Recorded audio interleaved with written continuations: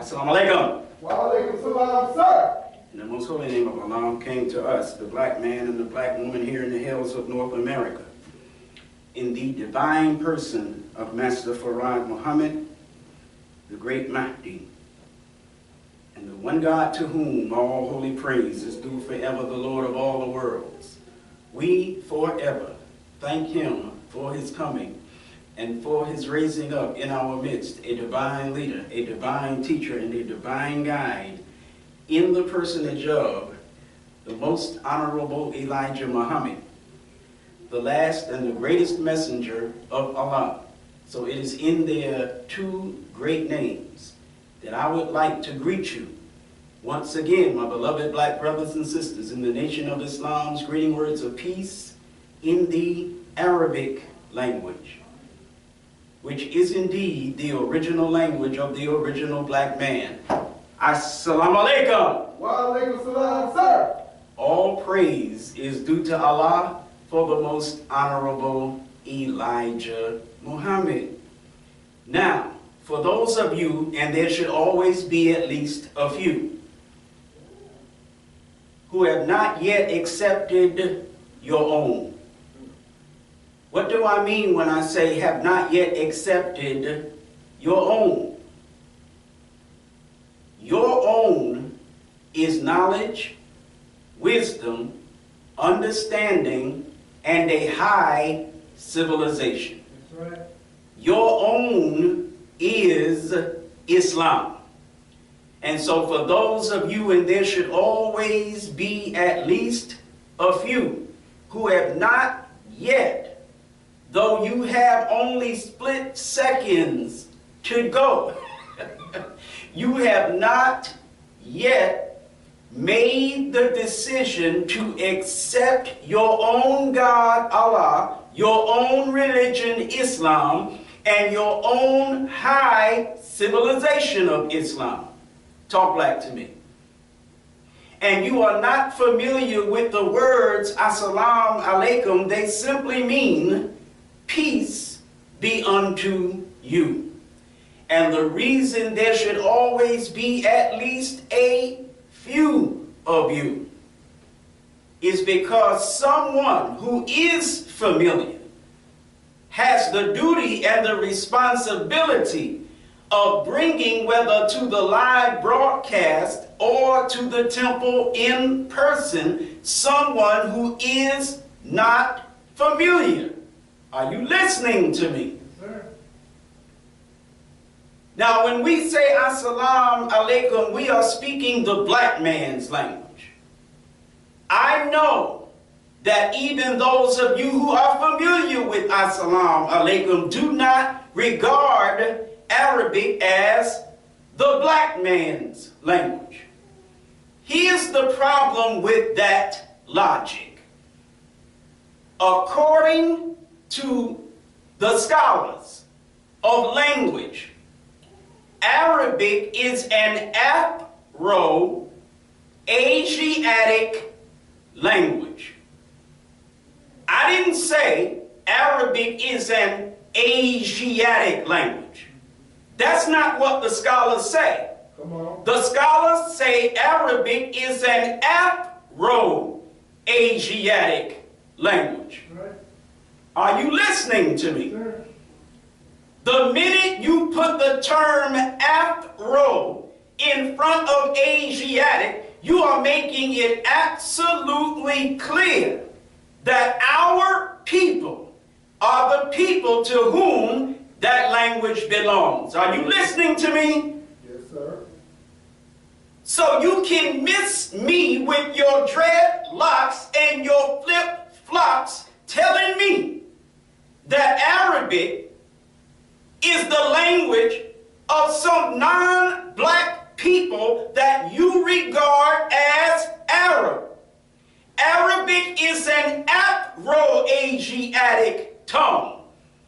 That means no matter what other African tongue you want to talk about, Arabic belongs with those tongues.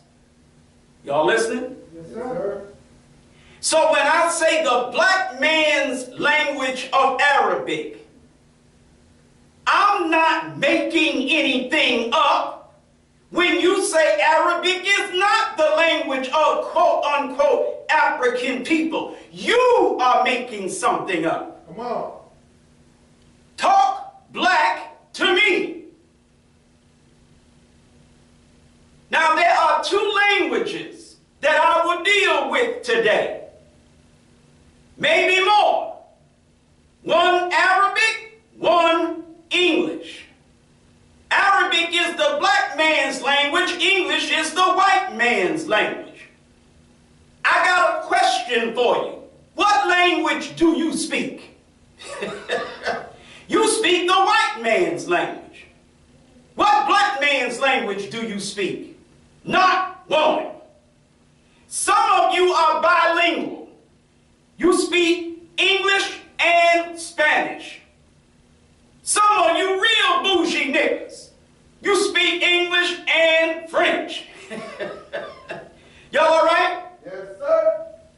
Some of you, those of you who are from the Caribbean or some other area, but in particular the Caribbean, and you really think you better than the black man of America, and in many ways you are, because the white man has done a more thorough job of dumbing us down than he has done to anyone else.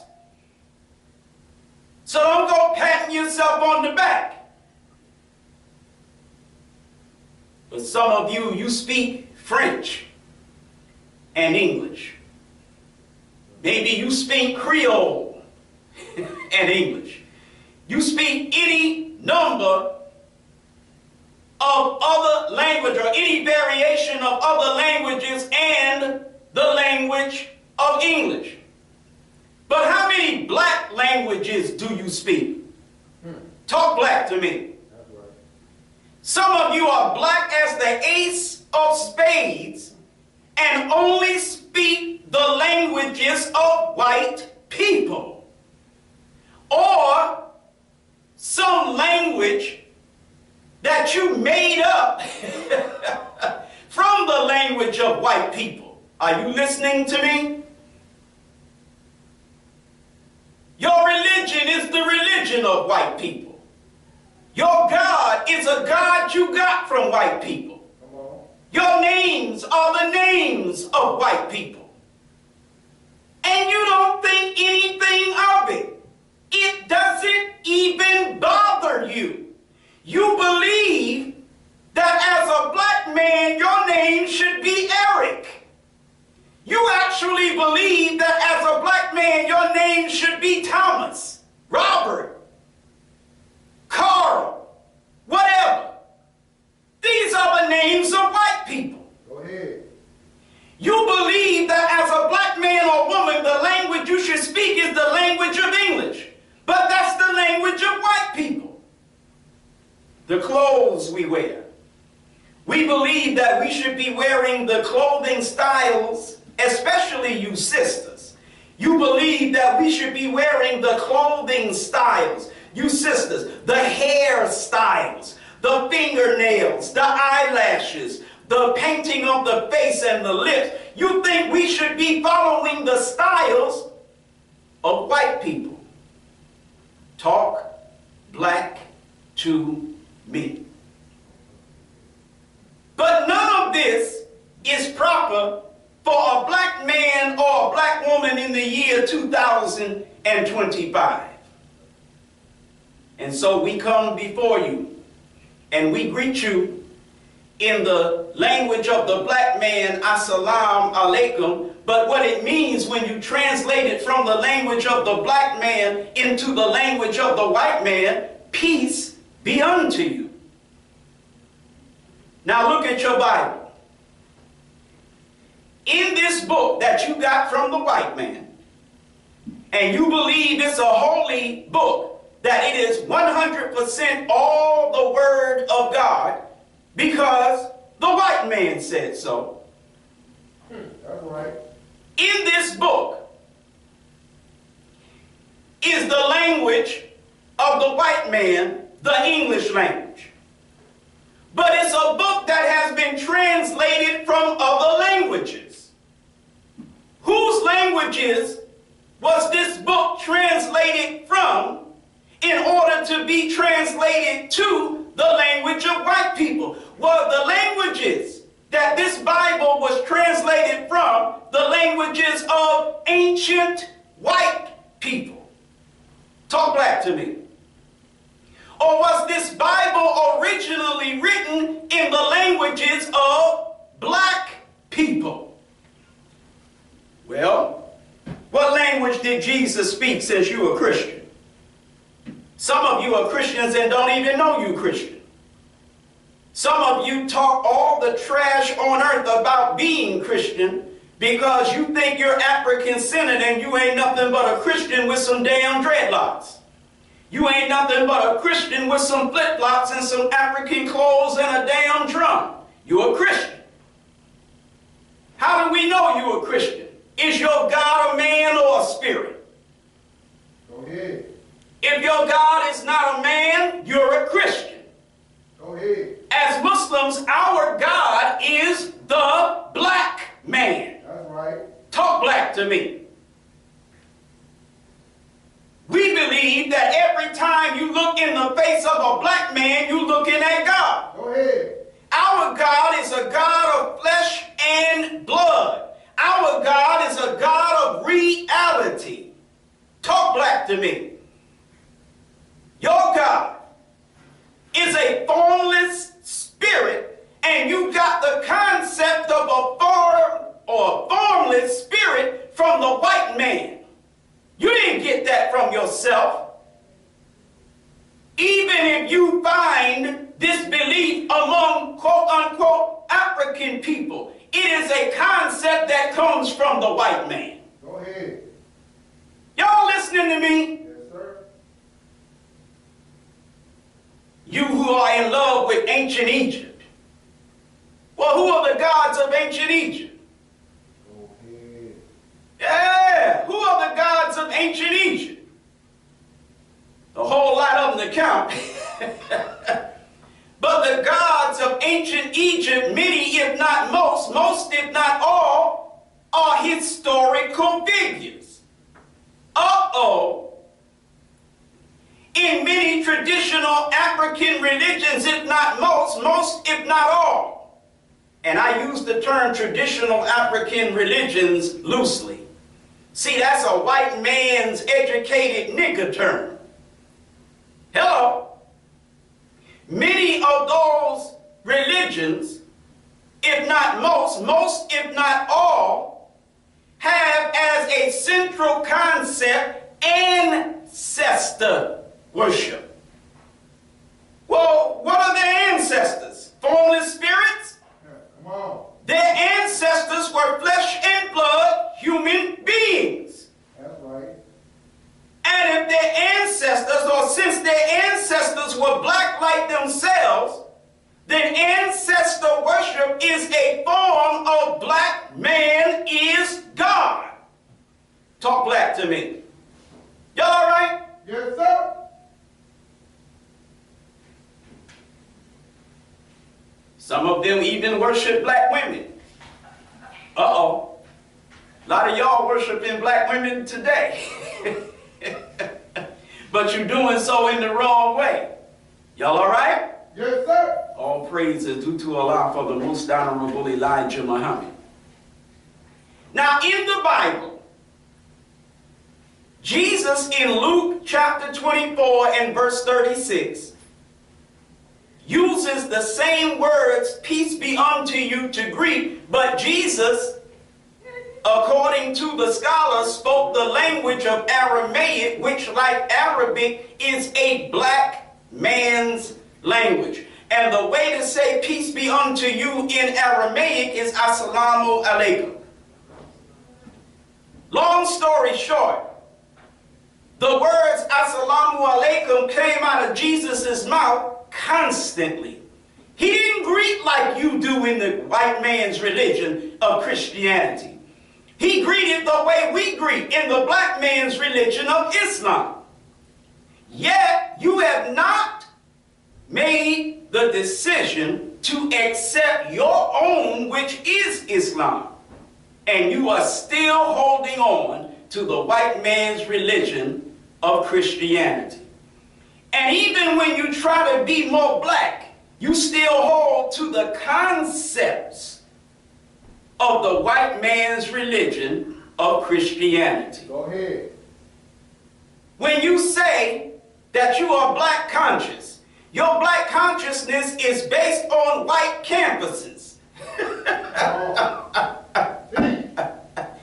You got a white campus black consciousness. You stupid as hell. No, I went to a HBCU. What the H stand for? Right. I'm going to try to be nice this afternoon. But what does the H stand for? You say it stands for historical. Well, I say it made me stand for something else. Y'all all right? Yes, sir. All praise is due to Allah for the most honorable Elijah Muhammad. You say the H stands for historical. I say it stands for 304. Go ahead. Listen to me. HBCUs were established by the white man. Y'all ain't listening to me. See. HBCUs were established by the white man. This is why the Mandi tongues of West Africa are not the languages of HBCUs. How many HBCUs are institutions of learning where some African language is the language of the education of the students? None. Talk black to me. You say historical black colleges and universities, but the language of all of them is the language of white people.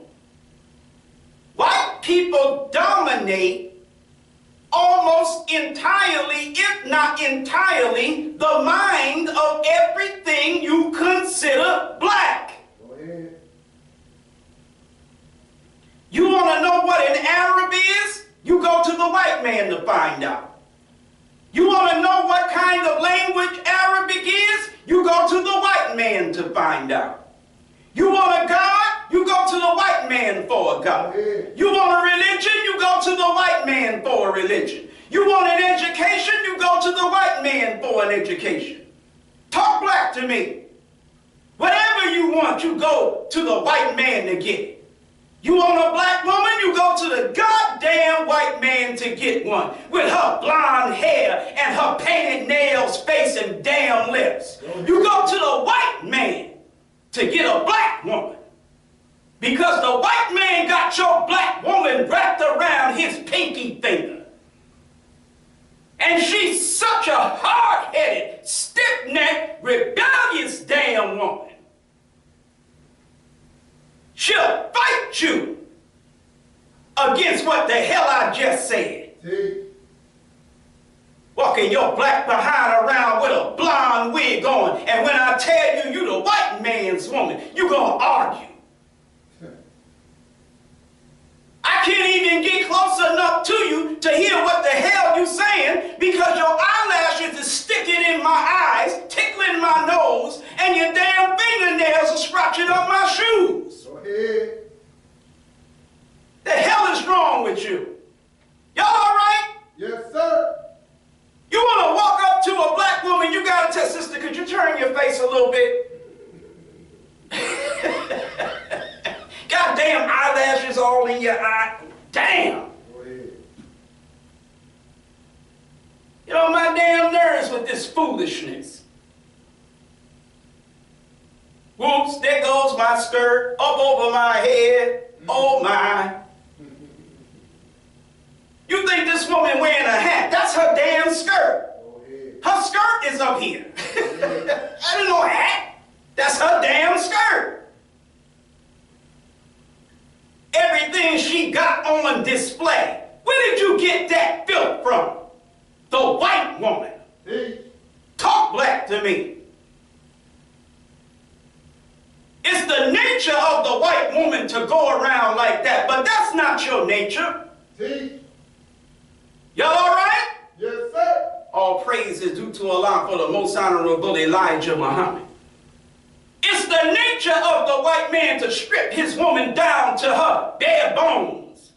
Y'all treat your woman like she a computer. Bare bones. Huh? That's his nature. Come on. But it is not your nature as a black man to strip your woman down to a damn thong, give her a pole to slide up and down, and then you throw money in her damn drawers. That's not your nature, black man. Come on. But you got your culture from the white man. There was a time when you could talk to black people the way I'm talking right now and it would wake them up. But now, since familiarity breeds contempt, you've been looking at Muslims with our bow ties and our bean pies, listening to Muslims talk about the white man so long, it no longer affects you. No problem. Goodbye. When we can no longer reach you with the message that God delivered to you through the most honorable Elijah Muhammad, that's a sign that you are either getting ready to be chastised to the point where you will wish like hell you were dead, or you're going to be punished literally with death. Ain't nobody playing with you. You think we playing. See, niggas take kindness for weakness. I'm not saying that's a trait that belongs only to us. But you take kindness for weakness. When we tell you, straighten up, or there's a chastisement coming, and then a while goes by, you might have been scared a little bit in the beginning, but the more time goes by, the more confident you get. We don't know what the hell we talking about.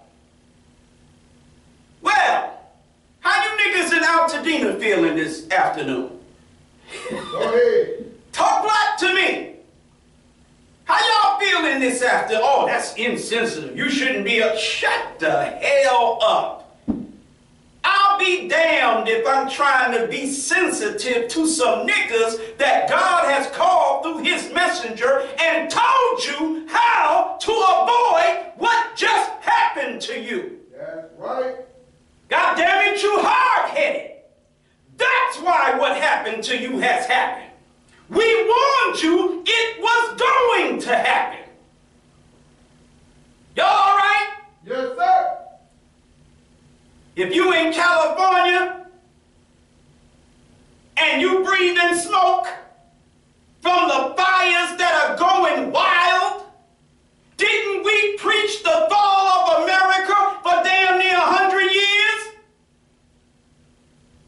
What the hell do you expect? You take kindness for weakness. Some of you got some smart, slick nigga mouths. Y'all been saying that for years. The white man's still here. Okay. Let me tell you something about the wildfires in California. That's a walk in the damn park. The worst is still yet to come. How y'all niggas nose deep in snow feeling this afternoon? Go ahead. Huh? How you feeling this afternoon? We've been preaching to you for nearly 100 years that God is going to use the forces of nature to bring America to her knees. That there would be 4 great judgments of America. Yes, sir. Rain, hail, snow, earthquakes.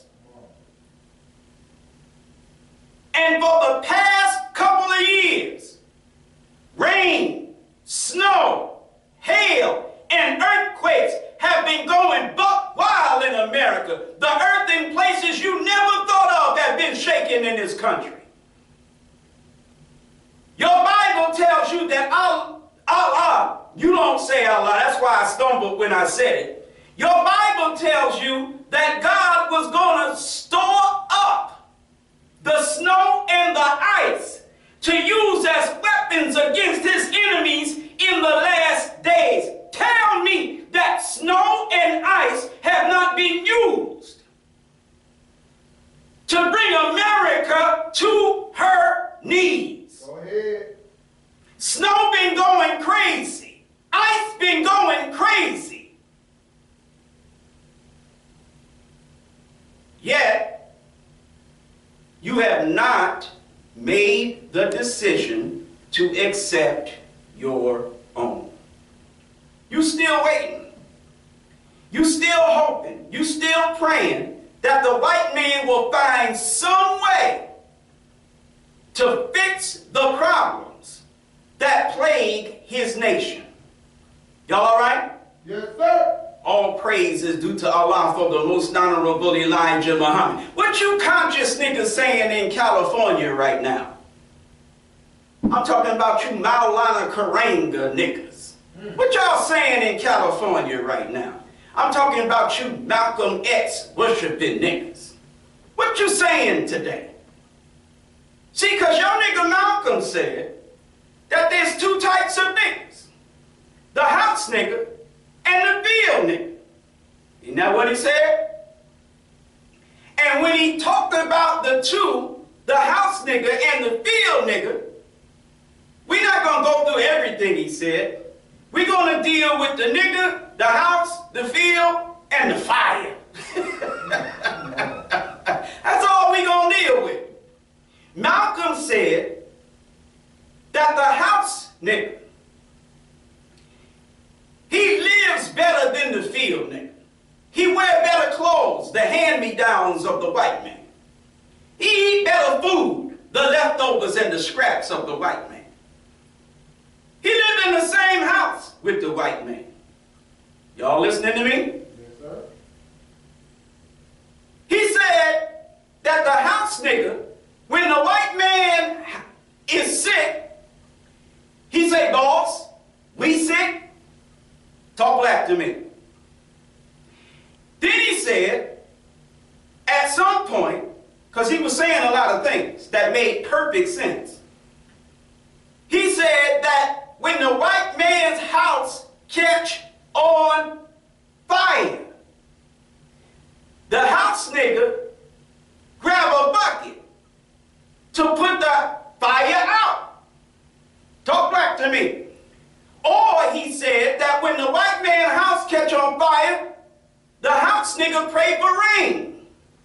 Something to that effect. See, I'm not a Malcolm worshiper like you. I remember him saying some things, but I don't give a damn if I'm not getting it 100% right. You get that damn for me. Thank you.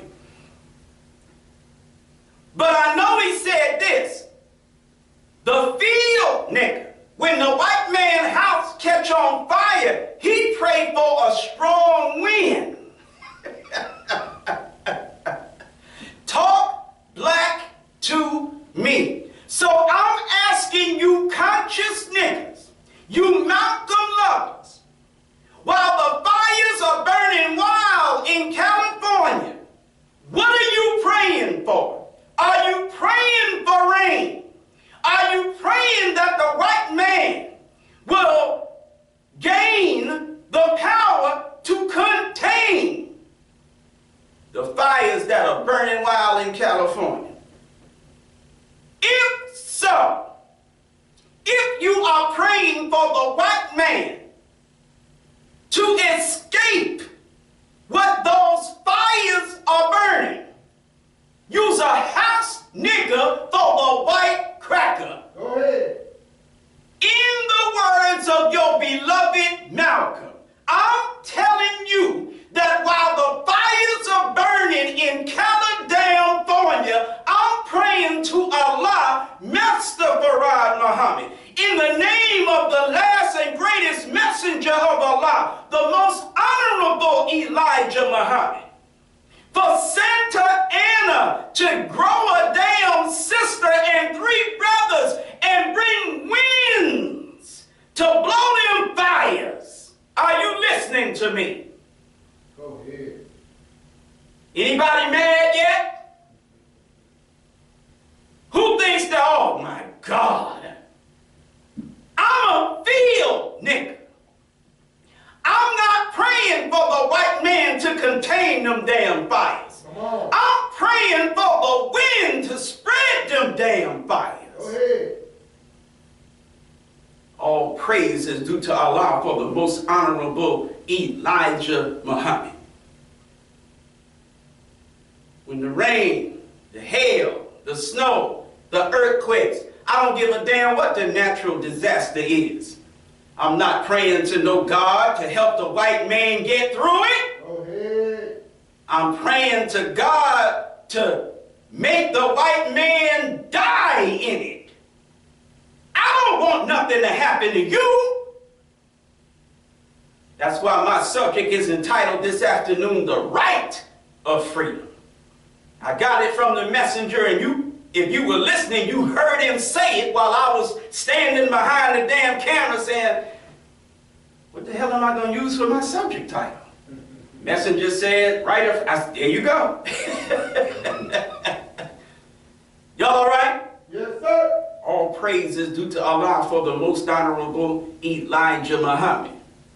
You who are black, and you lost everything in these wildfires. Why did you lose everything in these wildfires? Good question. What the hell were you even doing where you are? Talk black to me. You have no business. Listen. Let me put it to you this way. In the book of Revelations, God calls to you. God. Now the God that's making the call is Allah. The Allah that's making the call is a man. His name is Wallace Farad Muhammad. Go ahead. His titles are Christ, the second coming of Jesus, Yes, sir. the great Mahdi, Yes, sir. the Son of Man, Yes, sir. the Spirit of Truth, Yes, sir. the Comforter. Go ahead. Talk black to me. The Restorer of the Kingdom of Islam. Go ahead. These are all his titles. Prince of Peace.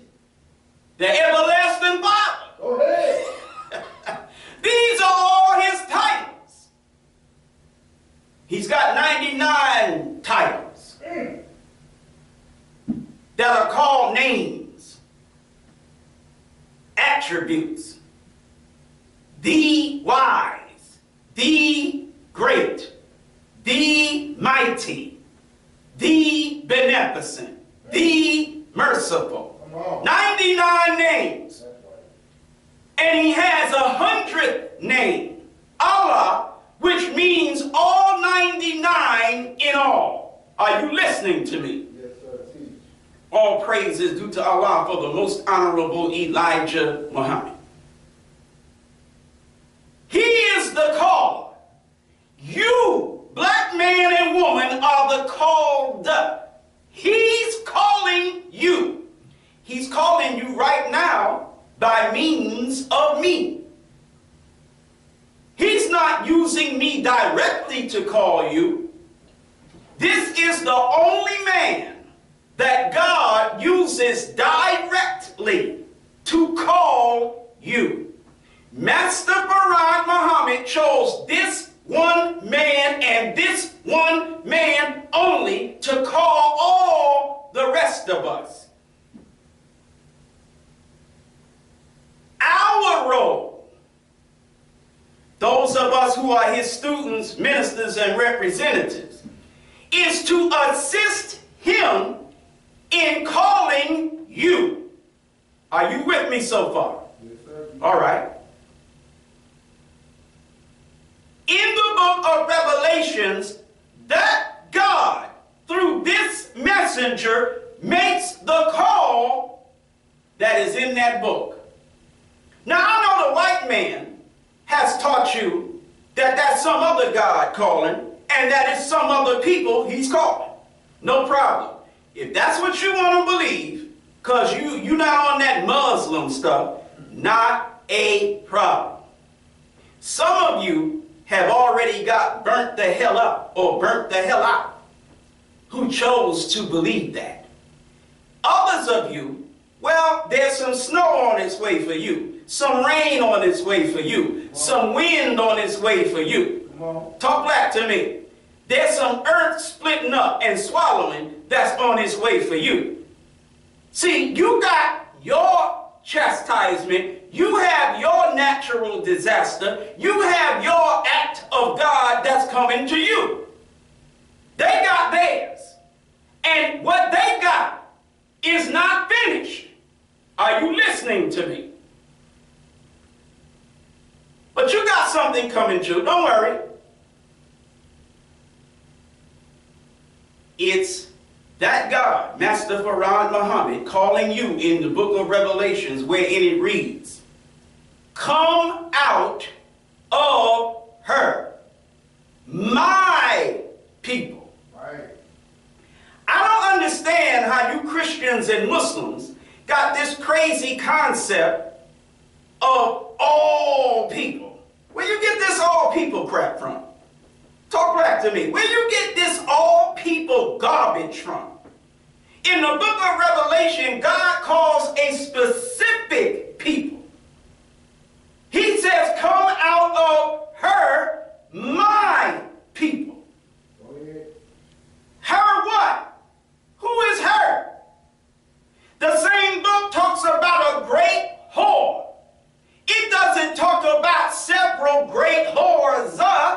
It talks about one great whore. Yes, sir. So that's one particular people. Because anytime you're talking about her, you're talking about human beings. Are you listening to me? Come out of her, my people. So God has a people that's swallowed up by another people.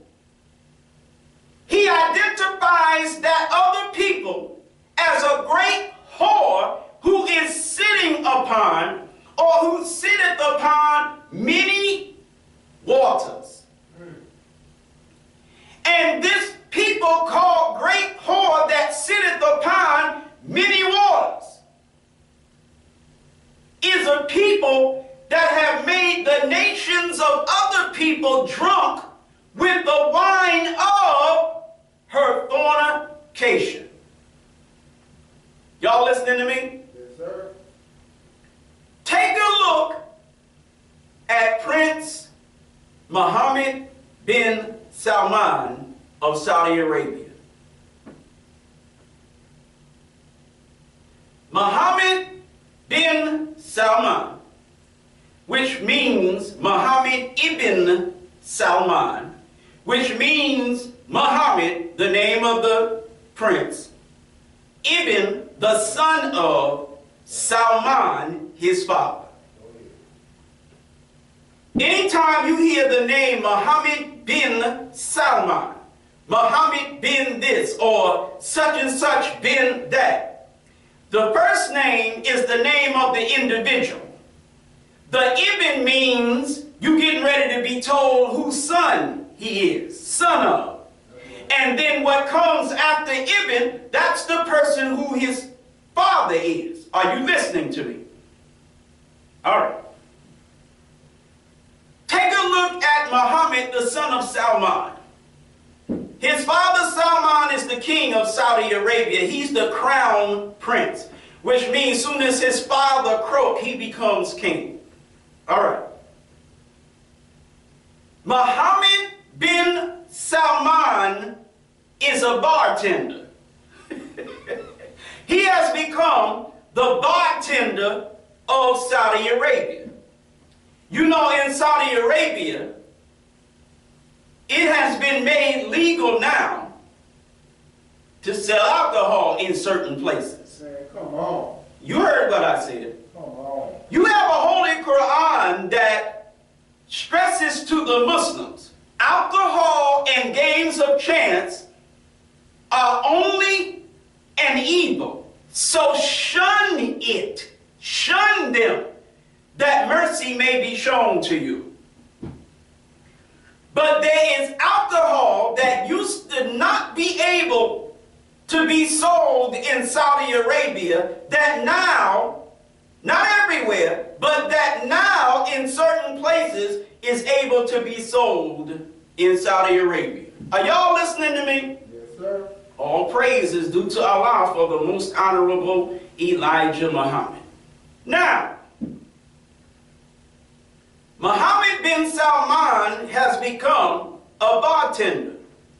The example of alcohol that I'm using right now, that's not what I mean when I say he has become the bartender. That's another example. The chief example of how Mohammed bin Salman has become the bartender of Saudi Arabia is that Mohammed bin Salman is now serving the country of Saudi Arabia the wine not of California's grapes, not of Italy's wine vineyards, not of French or France's wine vineyards. But Mohammed bin Salman is now serving Saudi Arabia, Brother Gerard X, Yes, sir. the wine of America's fornication. Wow. Go ahead. Talk back to me. Yes, sir. Teach. Jennifer Lopez can now go to Saudi Arabia and shake her behind with damn near nothing on. That's right. Other white female artists can now go to Saudi Arabia Right.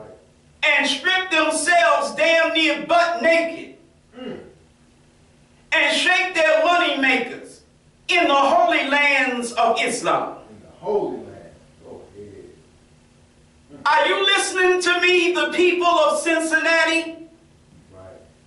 I don't know if I'm getting the name correct. But damn near every time I check into my Eric Shabazz Facebook page, Yes, sir.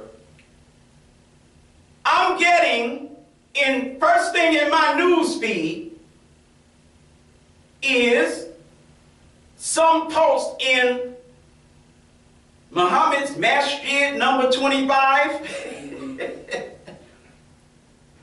And evidently, because we're about to hit the 50th anniversary Yes, sir. of the departure of the most honorable Elijah Muhammad, Yes, sir. Go ahead. together with some other, what looks like some other palace intrigue type of craziness, the community, formerly led by Imam Wallace Dean Muhammad, you can go to Warithuddin Hell, Wallace Dean Muhammad. Right. They now have a new leader, Imam Earl Abdul Malik. Right. And they pushing the fact that he's a new leader. Y'all listening to me? Yes, sir. And they're doing a lot of talking about the 50-year anniversary that's coming up next month. Oh, really? Oh, yes. This is why, Brother Gerard X, Sir.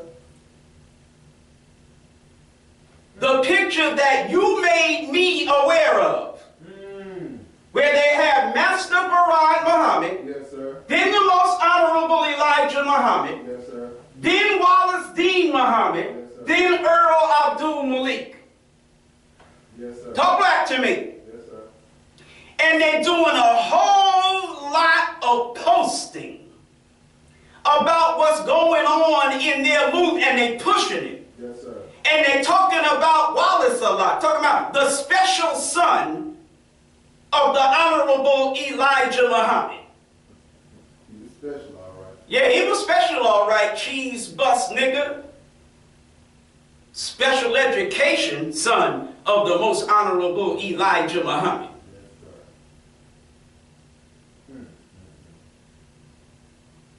Whole lot of foolishness going on Go ahead. in the name of Islam. Go ahead.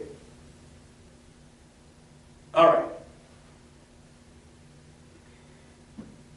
These who celebrate the transition of the nation of Islam to Sunni Orthodox Islam, these and others who worship Malcolm, who went where? Mecca. Well, where the hell is Mecca? Saudi Arabia. Yes, sir. Go ahead. Go ahead. They big up Malcolm going to Mecca and finding out Elijah Muhammad was lying to him. Malcolm goes to Mecca, trips over a camel like I've been saying for years. Oops. Right. Bumps his head on that black stone in Mecca. Bang! Go ahead. You know how we say in the South, Right. you must have bumped your head. Malcolm went over there and bumped his damn head Yes, sir. and writes a letter from overseas talking about when he returns, he's going to be teaching Islam as it is taught in Mecca, Arabia, Right. and then names other capitals of other Middle Eastern countries. Right. Teach on. Are you listening to me? Yes, sir. You who are pushing Wallace D. Muhammad, pushing your new leader, pushing the tradition that you call transition, doing away, flipping the script, turning hypocrite on the messenger of God, the most honorable Elijah Muhammad, That's right. and becoming the bootlicking, butt-licking, butt-dancing, puppet Tom niggas for the sand. Well, let me stop. Go ahead. For the Ku Klux Klan of the goddamn sand Go ahead. in the Middle East. Are you listening? Alcohol is making a comeback in Saudi Arabia. Wow. Go ahead. And you are running around in your sheets and your pillowcases, your kufis with your germ catchers, your flip-flops, and your Arabic with a project accent. You are running around talking about what a great thing Wallace Dean Muhammad did to lead us into the Islam that's being practiced by these hypocrites overseas. That's right. I hope you feel like a damn jerk. Teach. Talk back to me. Yes, sir. Teach. The most honorable Elijah Muhammad said, you can go on YouTube and put messenger defends his position. The messenger said of them who were criticizing him for saying he's a messenger and criticizing him for what he was teaching. He said, you should be happy if a people who have suffered what, and he lists the things we've been suffering, that if after this suffering, this people now is accepting Islam as their religion, Allah as their God. Go ahead. He said you should be happy that this people are putting down certain habits. Right. He said some habits of which you haven't stopped yet. The most honorable Elijah Muhammad got us off of alcohol. That's right. Got us off of smoking tobacco. That's right. Got us off of using narcotics. That's right. The most honorable Elijah Muhammad got us away from fornication, Go ahead. for the most part. Y'all all right? Yes, sir. But now, in Saudi Arabia, not only is America and Europe making those in Saudi Arabia whether Saudis or not, making individuals in Saudi Arabia drunk with the wine of their distilleries, vineyards, whatever you want to call it. Right. But making them drunk with the wine of the fornication of America and Europe. Mohammed bin Salman, Brother Gerard. Yes, sir. Yes, sir. What? Listen. If a several Grammy Award winning rap artist can interview with a hip hop legend, what's the name? Oh, Rick Rubin? Rick Rubin. Yes, sir. If a several Grammy Award winning local artist Right. is being interviewed by Rick Rubin, Right. and he can talk about how he got the name Killer Mike, Yes, sir. and he can mention that the name Killer Mike was given to him as the result of him being part of a rap group that he was part of, Yes, sir. Yes, sir. that went to a studio and got into some kind of beef with some other Yes, Negroes. sir. Yes, sir. Listen to me now. And then the next week, he went to get some get back. Yes, sir. Yes, sir. And so he went back to that same studio and dropped it like it was hot Yes, sir.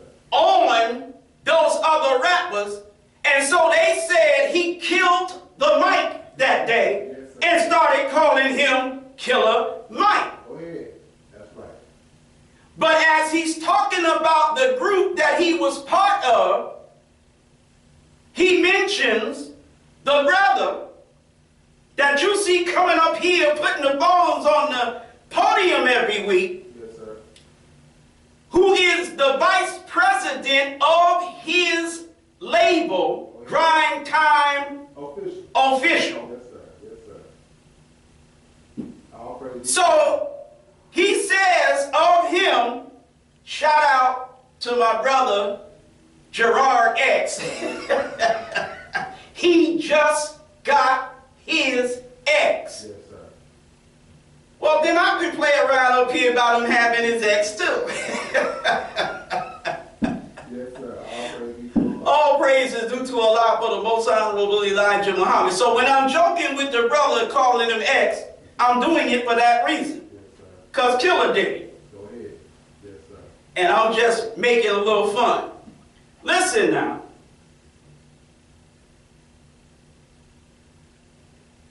We talking about the right of freedom, right?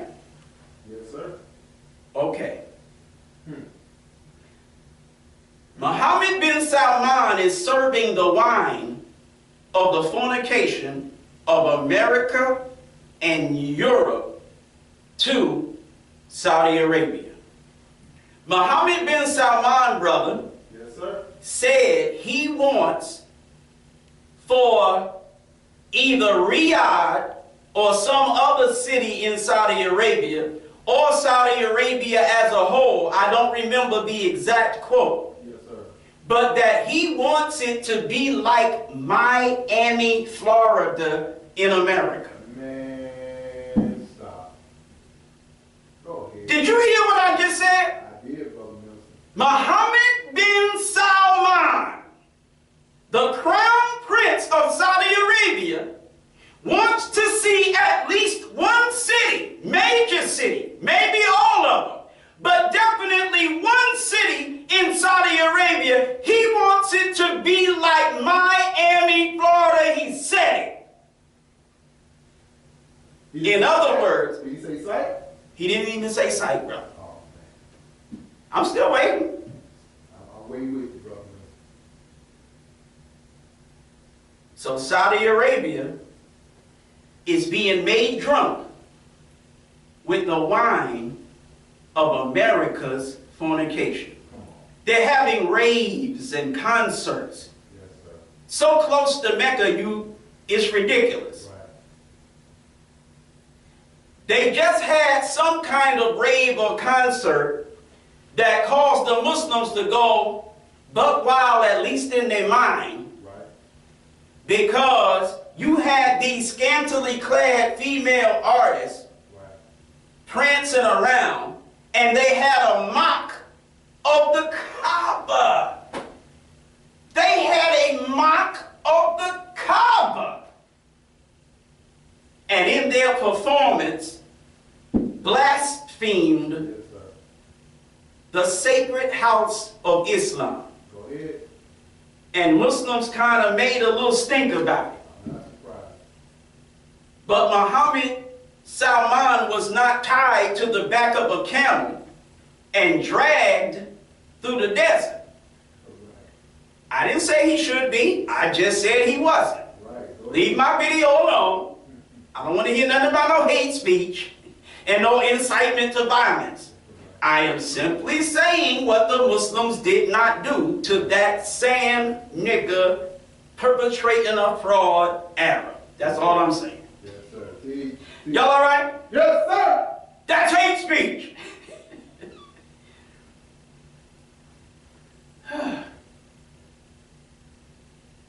So come out of her, my people, is what the Bible says. Yes, sir. You want to preach Christianity, you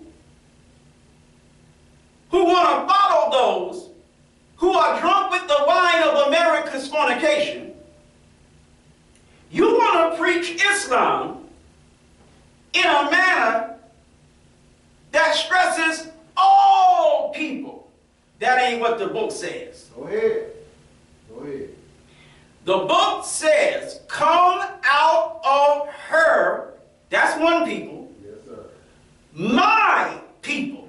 That's one specific people. Yes, sir. Come on. Peace. One people is swallowed up Right. in another people. Right. Tied politically.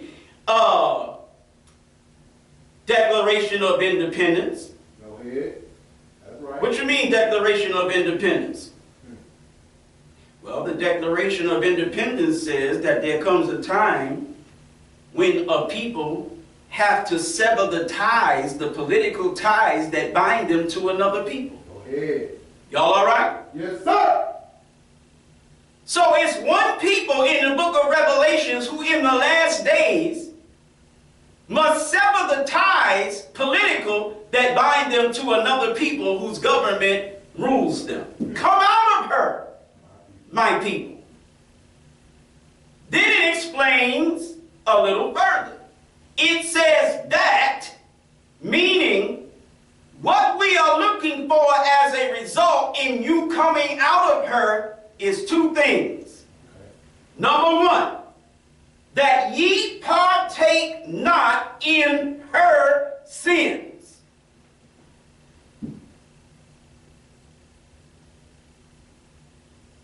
Nor, because you partaken in them sins, Yes, sir. nor receive of her plagues. Yes, sir. The wildfires that are burning in California, that I pray for a wind to come and blow those fires even more. Come on. Because I'm a field nigga, not no house nigga. I ain't praying for no damn rain. I'm not praying for contain. I'm praying for a strong wind to make them fires wilder than they are now. Go ahead. Talk back to me. See? And if you want to call this hate speech, you must be out your damn mind. Hate what? Right. Hate who? If I'm preaching hate of the white man, if I'm preaching hate of America, and my nose is broad, my lips are thick, and the hair I shaved off this morning or early afternoon was nappy, I mean, the insanity that this society is gripped by. Listen to me.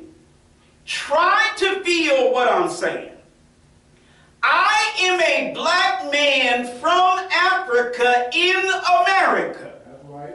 And the reason I'm here is because my ancestors were kidnapped by the ancestors of these crackers of this country. That's right.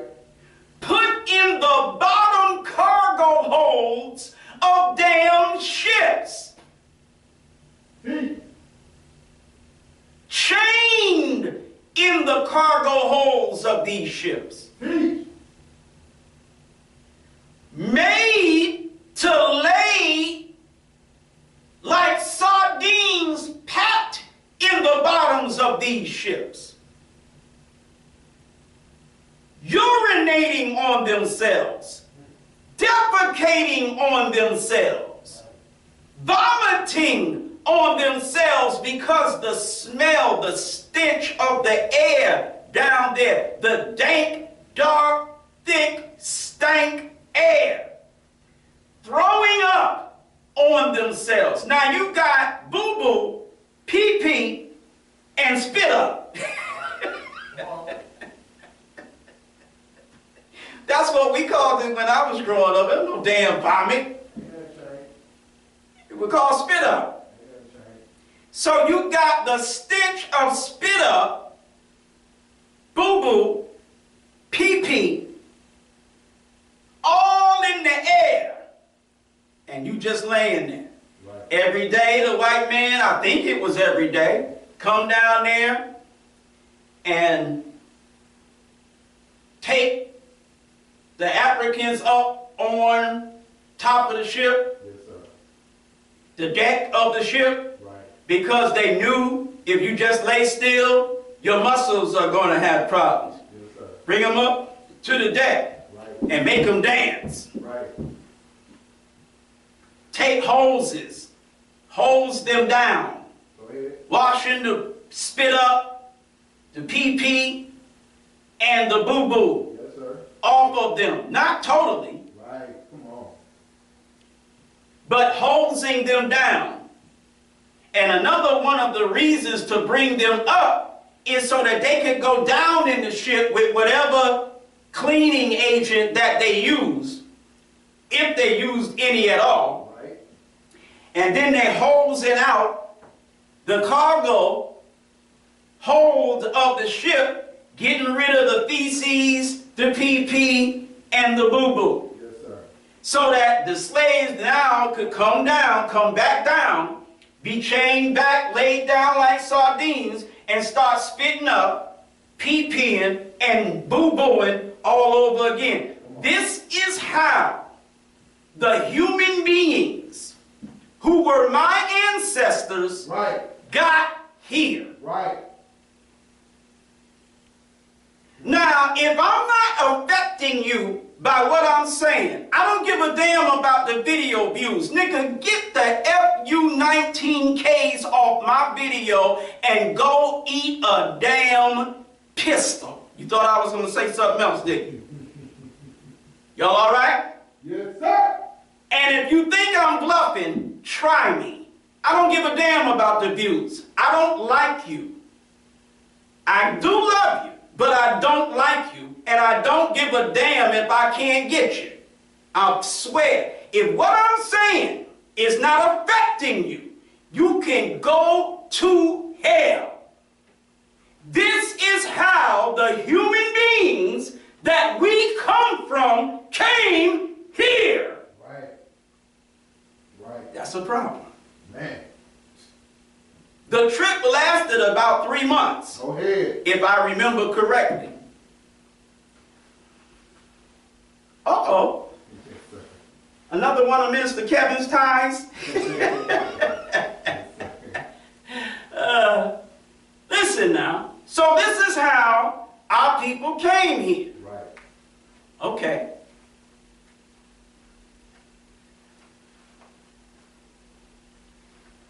I'm experienced with these failing ties. Listen,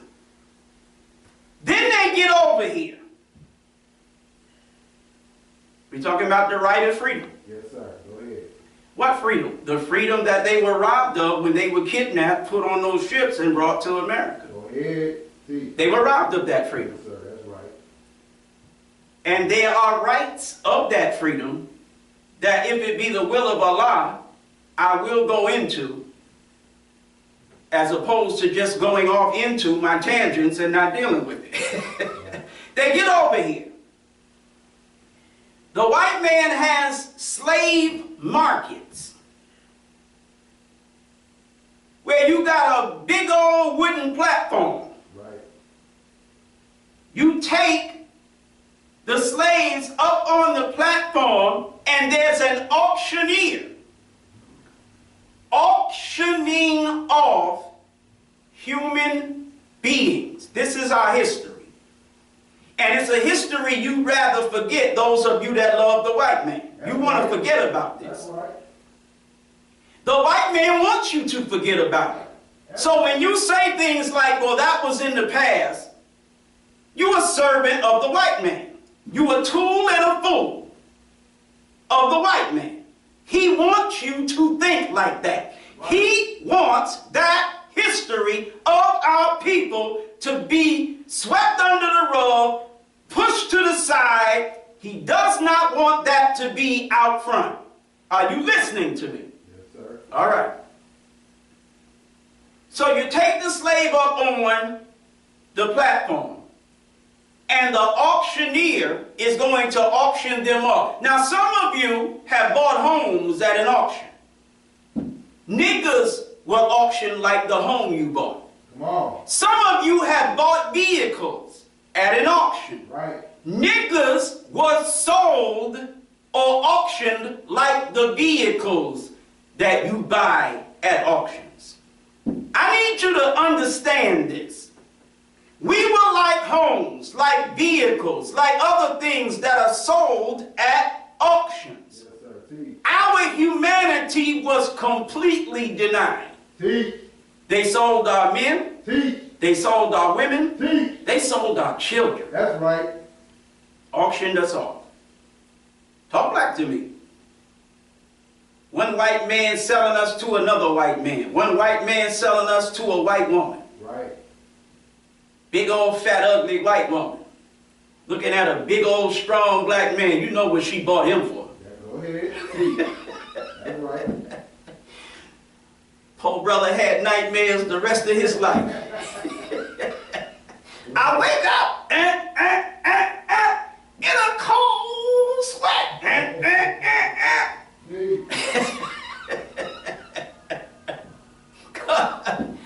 Because homie got bought by that big old Sasquatch looking white woman, and you know what she bought him for? Talk black to me. The black man and black woman, they standing up there. They make the black man pull down the potato sack pants he got on. That's right. Because he ain't got on no real clothes. Right. They make him drop whatever he wearing. Right. They make the black man turn around and bend over. Right. And then to get the highest price for the brother, they need to show the potential buyer that he's in good shape. Right. So they go, stand next to him, grab his black buns and spread them to show what's not wrong with what's between his cheeks. Yes, sir. Go ahead. Teach. Teach. When I consider the possibility, let alone the probability, that the people I'm preaching to right now, they're not getting into what I'm saying, I want to take a 9mm pistol and blow some hollow point caps through the goddamn camera straight in the middle of the heads. Yes, sir. Because this is something that's supposed to get you going. Man. Come on. Because I'm starting to get going. Yes, sir. Me too. This is how we were treated. This is our history. Right. Right. He's made to let his pants down to see his front. What are you working with? turn around, bend over. Y'all niggas that are from prison, you had to do this every time you came back Yes, sir. from being outside. Come on. Teach. They squeeze in the muscles and everything like that. They go to the black man or the black woman, take their fingers, put it on their lips, and open their mouth to show the teeth. Right. What condition the teeth are in. Right. Yeah. I mean, they just feeling all over the body, showing this, showing that. Violating. I mean, super violating. Yes, sir. And then after showing all that they want to show, now they start asking. We're going to start the bidding at blah, blah, blah, blah. So-and-so and so-and-so. Can I get a so-and-so? Ah, so-and-so, right there. Can I get so-and-so and so-and-so and so-and-so? Right. And then when the highest bidder outbids everybody else, sold to Mr. Redneck Peckerwood Cracker in blah, blah, blah, blah, blah, blah, blah. Yes, sir. That's right. Are y'all listening to me? Yes, sir. Go ahead. Teach. If it's a female, bring the female, she ain't got on nothing but some little potato sack, maid dress or whatever. That's right. Stand her up on the stage. Pull the top off. Start squeezing her breast Yes, sir. to show what condition she's in. Like if her breast is nice and firm, Right. showing what good condition in, like not them sagging joints, Yes, sir. but them nice, firm. Yes, sir. Well, you get a better price for that. Yes, sir. Go ahead. Because you know the slave master, the male slave master, he interested in a little more than just some cotton picking. Right. Y'all all right? Yes, sir. So you squeezing on the breast. Right. You turn her around. Make her bend over. Spread her cheeks. Right. You do the same thing with the lips. Open the lips to show her teeth. You making her bend her head down, and you taking and you parting her scalp, parting her hair to show her scalp. Right. Her scalp is in good shape. Right. What you doing to black women? Yes, sir. And see, you sisters, when we brothers want to accept Islam, and you are wife, or you are girlfriend, you are baby mama, whatever you are to us, we ready to accept Islam, you're not. This is what we need, Brother Gerard X. Yes, sir. We need the white man to do to them sisters today what was done to black women then. So they can see this white man for what the hell he is. Yes, sir. Yes, sir. See, when you're driving around in your Nissan Rogue or your goddamn Murano Right. to your job, Right. making damn near 6 figures, if not more than 6 figures. That's right. Teach. And you fancy, huh? Hair done, nails done, everything did. You fancy, huh? Right. All this white man is the devil talk. It can't reach you. You living in your damn $400,000 home. Driving your Murano, your Roll. Hell, maybe you got a Mercedes, Right. a Beamer. Go ahead. Hell, you might even have a Maserati. Go ahead. Talk black to me. You done went to school and got yourself a law degree, and you part of some firm, and your damn picture is with some other niggas on one of the billboards on the highway. Come on. Y'all all right? Yes, sir. See, a white man has never put you on a stage, unless it's some entertainment. Right. White man ain't never put you on no damn stage in front of a bunch of white crackers. Right.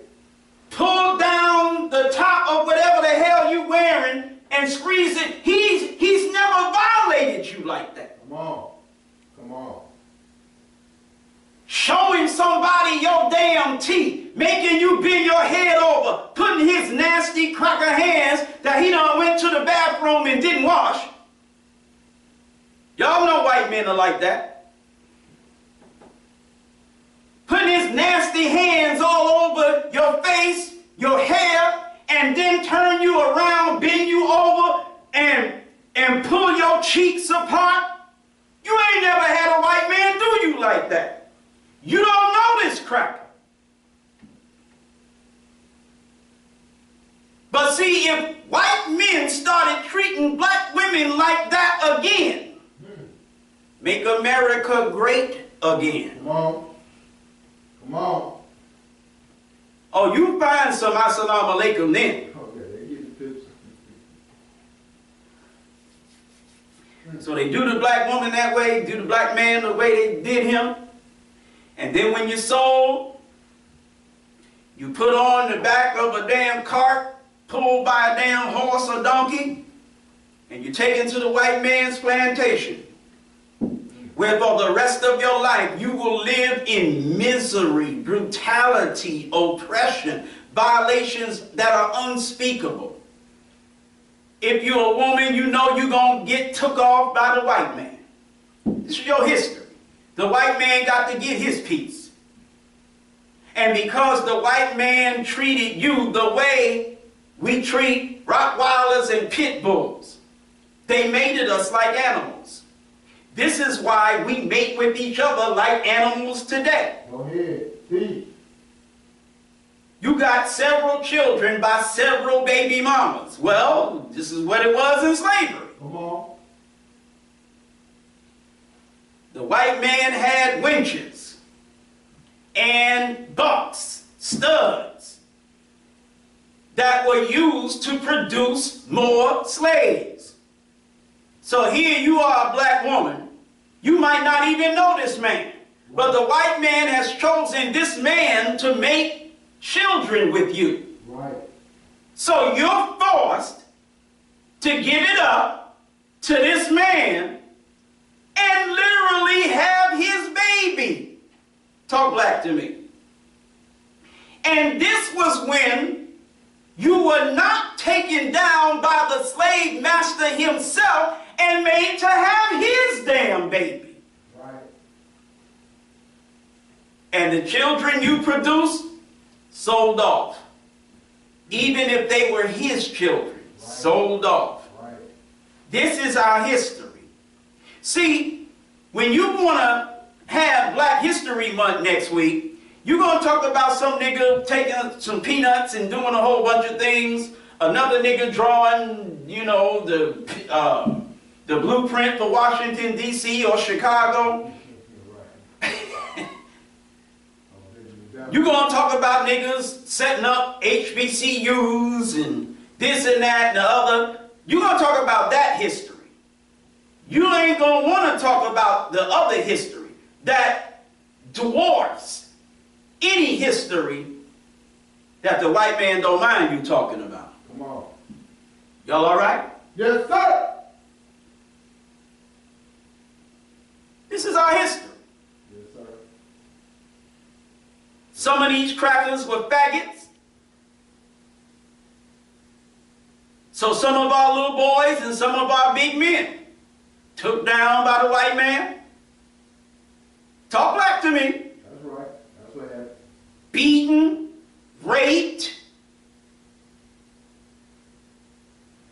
not allowed to worship a God, not allowed to practice a religion. It was against the law for you to be able to read a book or anything. Talk black to me. No education.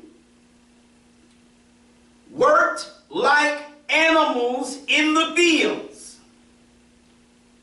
From before sunup to after sundown, maybe. But worked in the fields. Your life was a life of total and utter misery. Talk black to me. And this is the history that you're driving around in your Nissan or your Maserati or your Beamer or your Benz or whatever you're doing in the A today. You got a black male who's a puppet and a tom for the white man. But his history is the history that I just recounted. Go ahead. That's right. He doesn't care. He's so happy to be able to be the mayor today that he's willing to forgive the white man whose city he's the mayor of today. Right. Because he's not being treated like his ancestors were yesterday. You want to talk about hate? How am I, as a black man, what emotion am I supposed to feel Right. in the land of my bondage, my captivity? You look at me and you say you ain't no slave, you ain't in no bondage, you ain't in no captivity. You want to go back to Africa? Delta goes to Africa. So does your mama. I know some places I'd like for her to go. Y'all all right? Yes, sir. All praise is due to Allah for the most honorable Elijah Muhammad. I be watching our planet, and I be watching them hyenas, and how different animals are there, and the hyenas go and just start picking them apart. I'd love to see your mama cracker go there and have some engagements with them damn hyenas. Tell me nothing about how free I am to go back to no damn Africa. You sound like a fool. But you're not a fool. You just acting a damn fool. You just being a wisecracking peckerwood devil. It doesn't matter if I am not in the condition that my ancestors were in the past.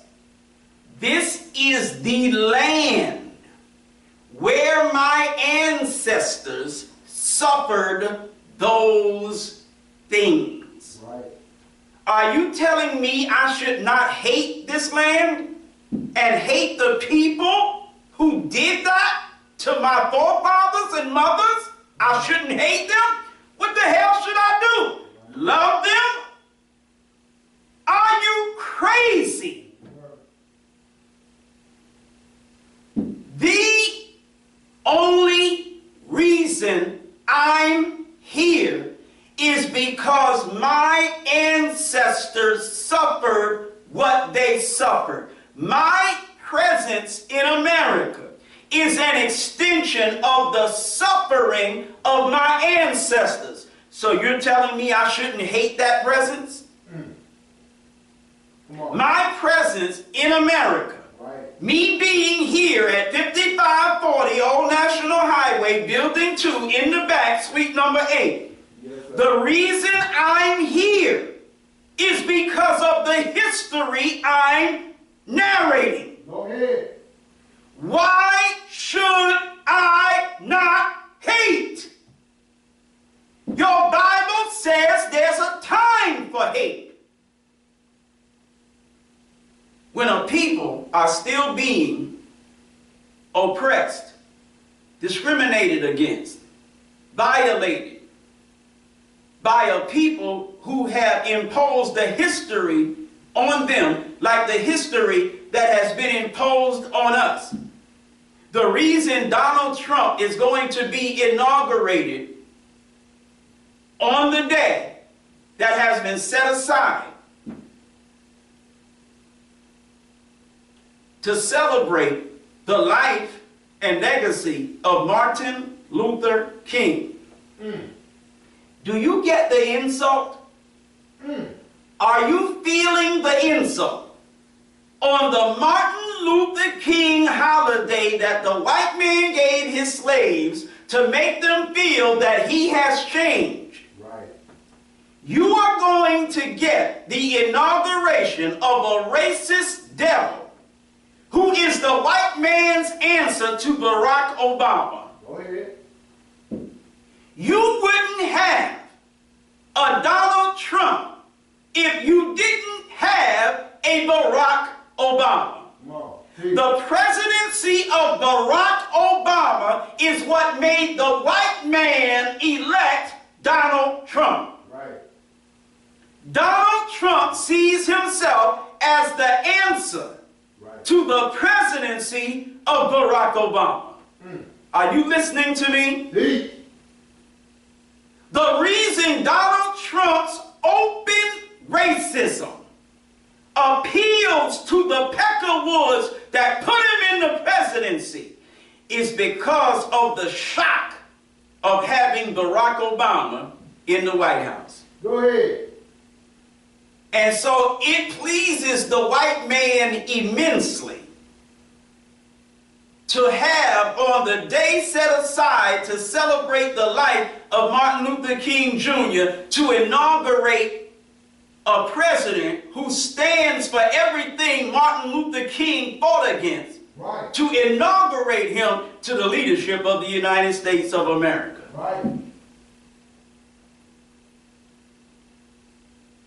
If the white man of America, after all our people have suffered, will send us a message like that, you telling me I shouldn't hate? Come on. You out your damn mind. Come on. That's right. Teach. This cracker is so filled with animosity towards us. Right. I'm talking about the white man as a whole. So filled with animosity towards us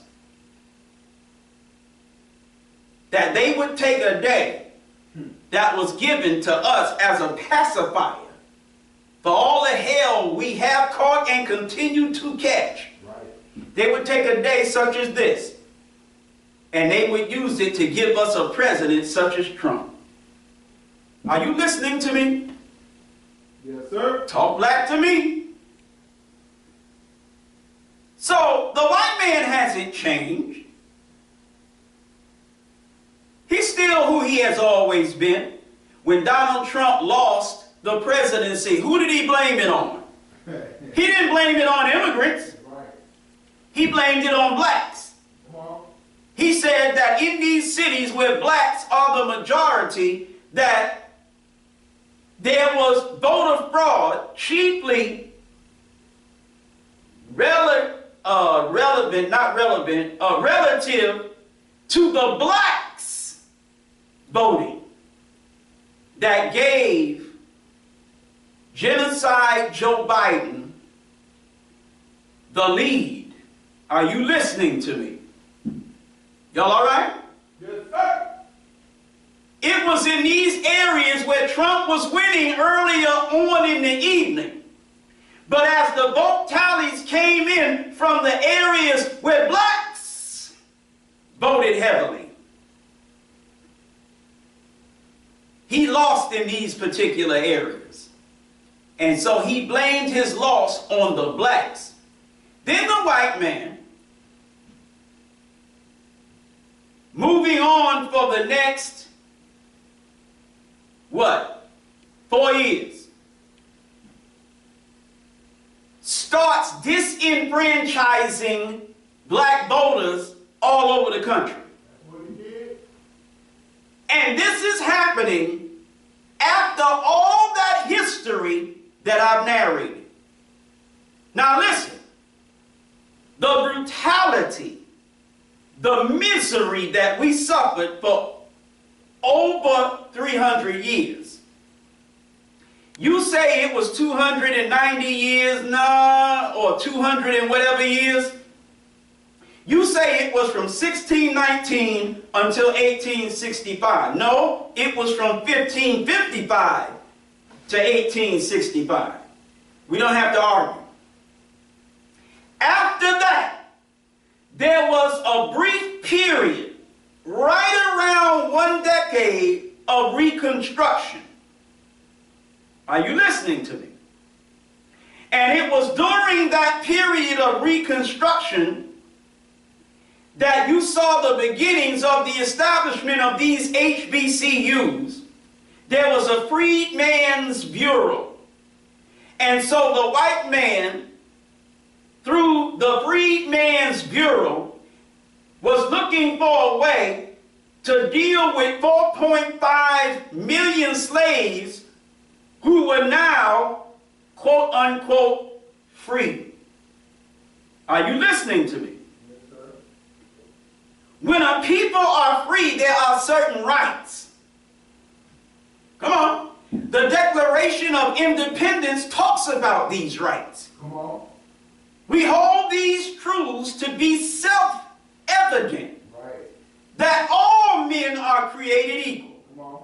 Yes. and are endowed by their Creator with certain inalienable rights, and that among these are life, liberty, aka freedom, liberty, and the pursuit of happiness. Come on. So now slavery, which for centuries was a grotesque, I don't know what word to use, but a grotesque, for lack of a better term, manifestation of the hypocrisy of this nation. Here it is, centuries, you saying you hold these truths to be self-evident. Come on. Not only is it true, but it's obvious. It's self-evident. All men are created equal, but not these niggas. They're subhuman. They're unequal. They're inferior. But when finally, after you go to a war with one another, the costliest and bloodiest war you ever fought, and slavery is abolished, now these 4.5 million slaves, so they got rights now. Okay. So you have to find a way to educate them. You have to find a way to make a way for them. Okay. What followed the abolition of slavery? Talk back to me. The slave economy was not industrial. The slave economy was agrarian. SAT word. The slave economy was not industrial. The slave economy was agrarian. Was there an industrial revolution? Talk back to me. It was. Was there an economic revolution in this country that slavery stood in the way of? Yes.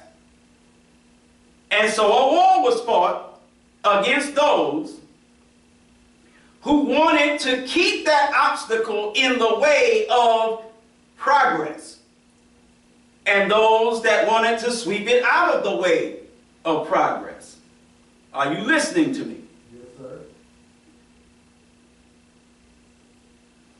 So slavery is abolished. There's a brief period of Reconstruction. Following that roughly 10 years of Reconstruction, you get 100 years of Jim Crow. Is anybody listening?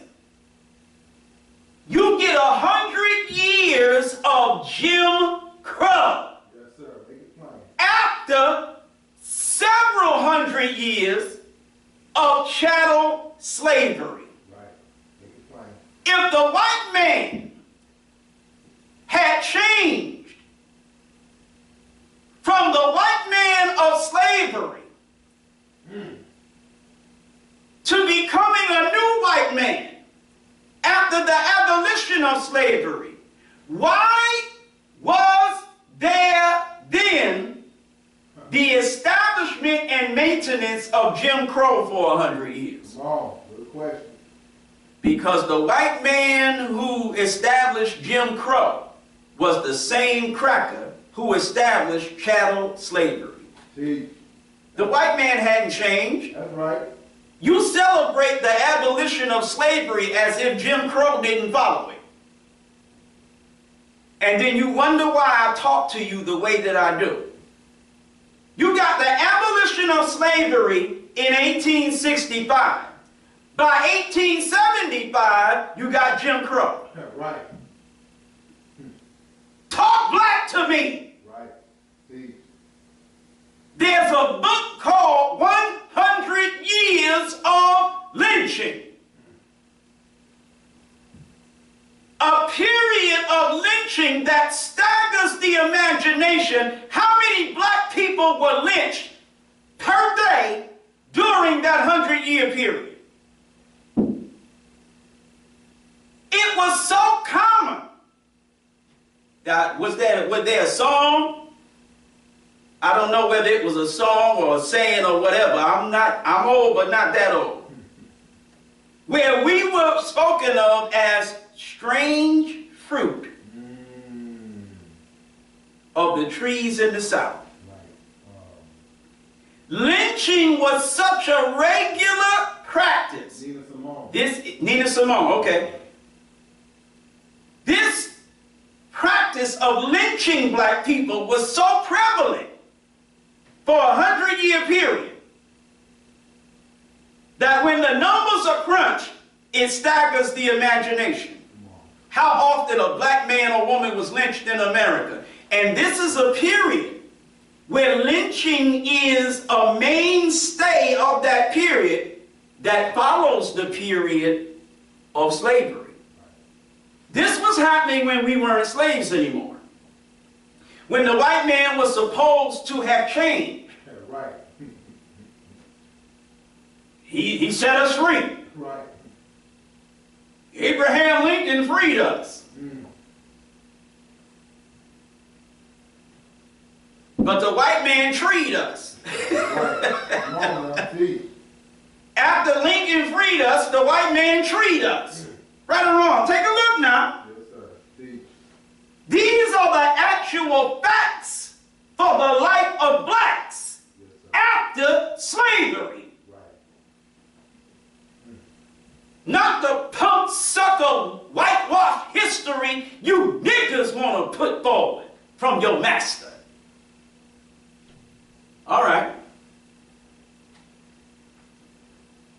For centuries, we slave labored for the white man.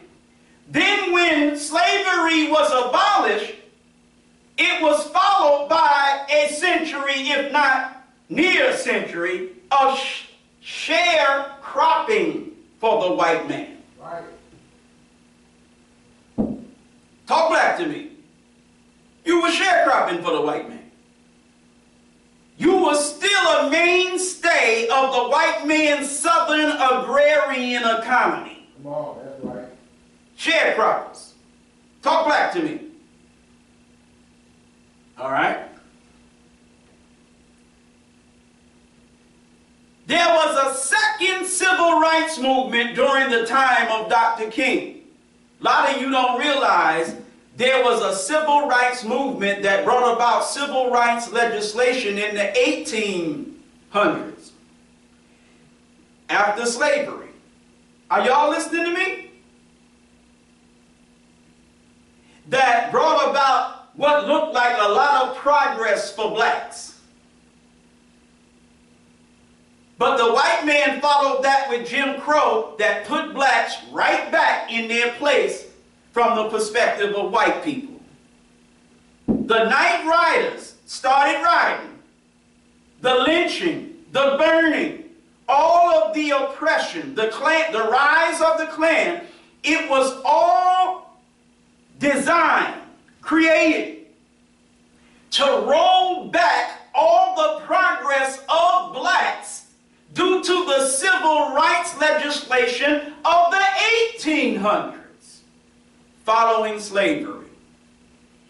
When the white man freed us, so-called, he had to amend his Constitution. 13th Amendment, 14th Amendment, 15th Amendment. In between them three amendments, you went from being the white man's nigger to being the white man's nigger. That's right. I know you think you went from being the white man's slave to being a citizen of America. No, you went from being the white man's nigger straight up. keeping it all the way 100. You went from being the white man's all the way a buck nigga to being the white man's nigga on the down low. Oh, man. Oh, yeah. We gonna make like it's all right. You still are niggas. Right. That's why we lynching you. That's why we burning you. That's why we raping you. That's why we robbing you. That's why we sharing you and cropping you. Oh. Yes, sir. But on paper, we freed you. On paper, you've made progress. Y'all all right? Yes, sir. On paper, you are no longer our slave, and we are no longer your master. But your name is still Ricky. Right. Your name is still Jones, Smith, O'Reilly, Culpepper, whatever.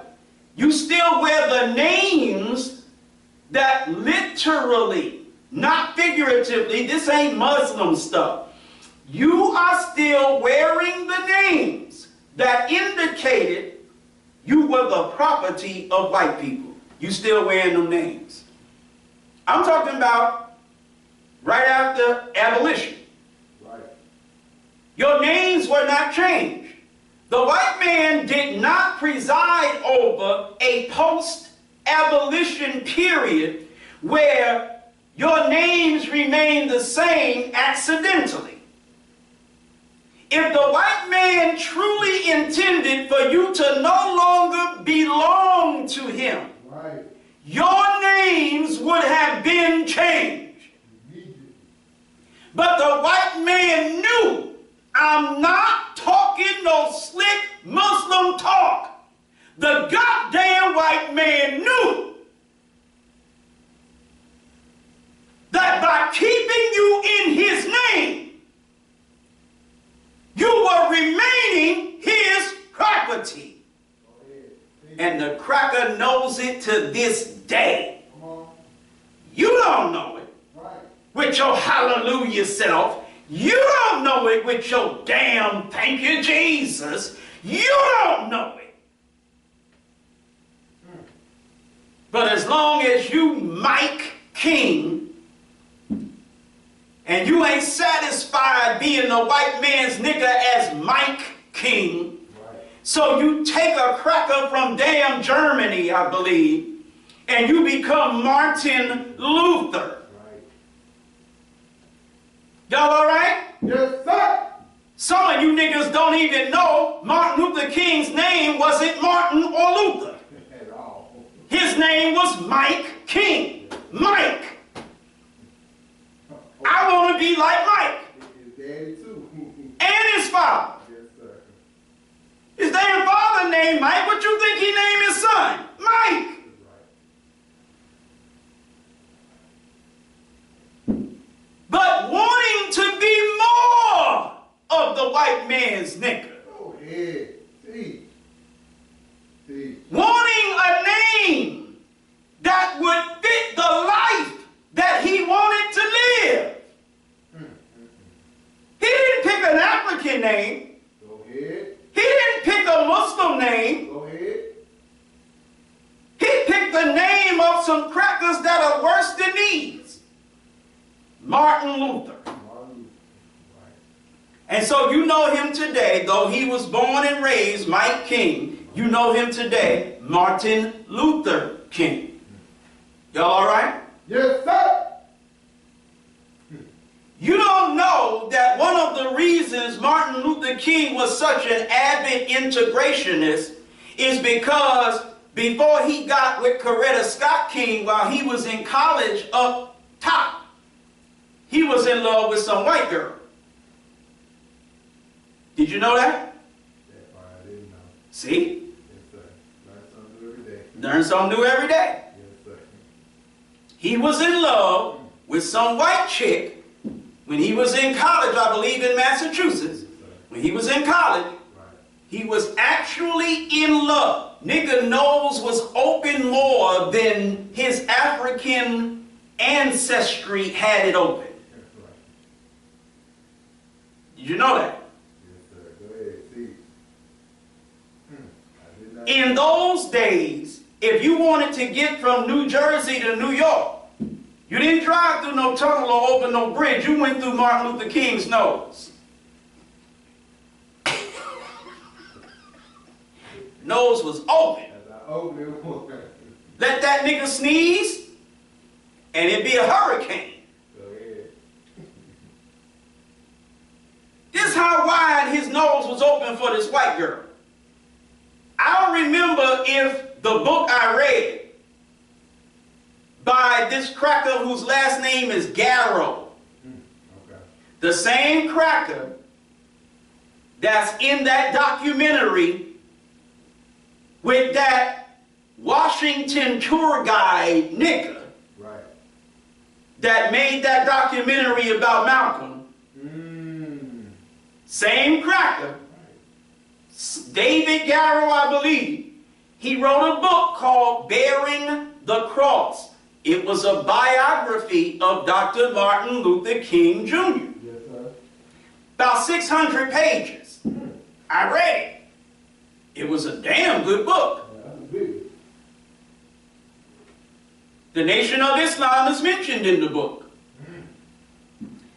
The Nation of Islam is mentioned in the book as something that Martin Luther King considered to be a problem due to the fact that blacks were attracted to the Nation of Islam due to the things Martin Luther King was fighting against, and how Martin Luther King was saying, listen, Yes, sir. these Muslims are just soaking up niggas like a sponge because of how rough you doing black people.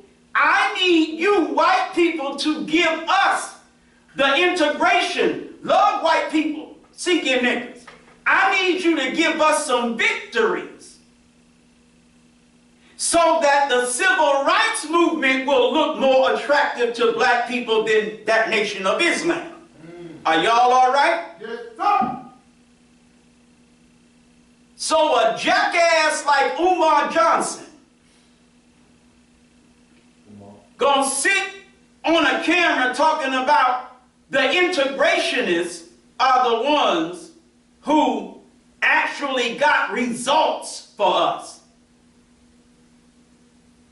Dumb nigga don't realize the only reason the civil rights movement ever got you anything that you think is something, they never gave you nothing. You never got the rights of a free people. They gave you nothing. And you like these devils because they give you nothing. Go ahead. Teach. Teach. You don't realize that even the nothing they gave you, you never would have got it if there was not a militant black nationalist, radical black separatist, and revolutionary pan-Africanist movement saying, come on to us. Right. It is only to keep you away from us Right. that the white man gives you civil rights. Right. And it is precisely because there is no large, strong, powerful black nationalist movement today that the white man is going to the civil rights movement and stripping it of everything he gave you. That's right. You no longer have an alternative. Talk back to me. See, good cop, bad cop. That's what the white man played with black history in the 1960s. Good cop, bad cop. Right. Yes, sir. Teach. Without the Nation of Islam being the bad cop on the white man,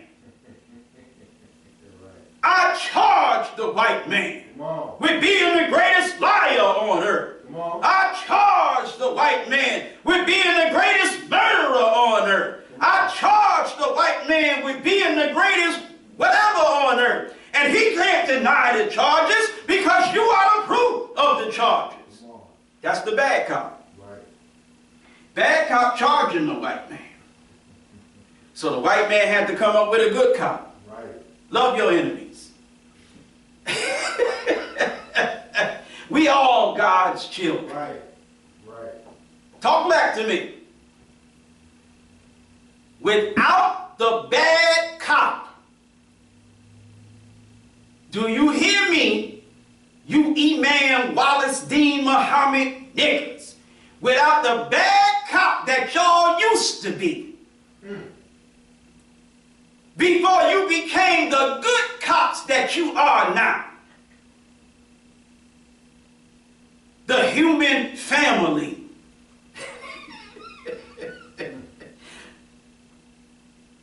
Now, the white man owes you nothing because there's no alternative that he doesn't want you.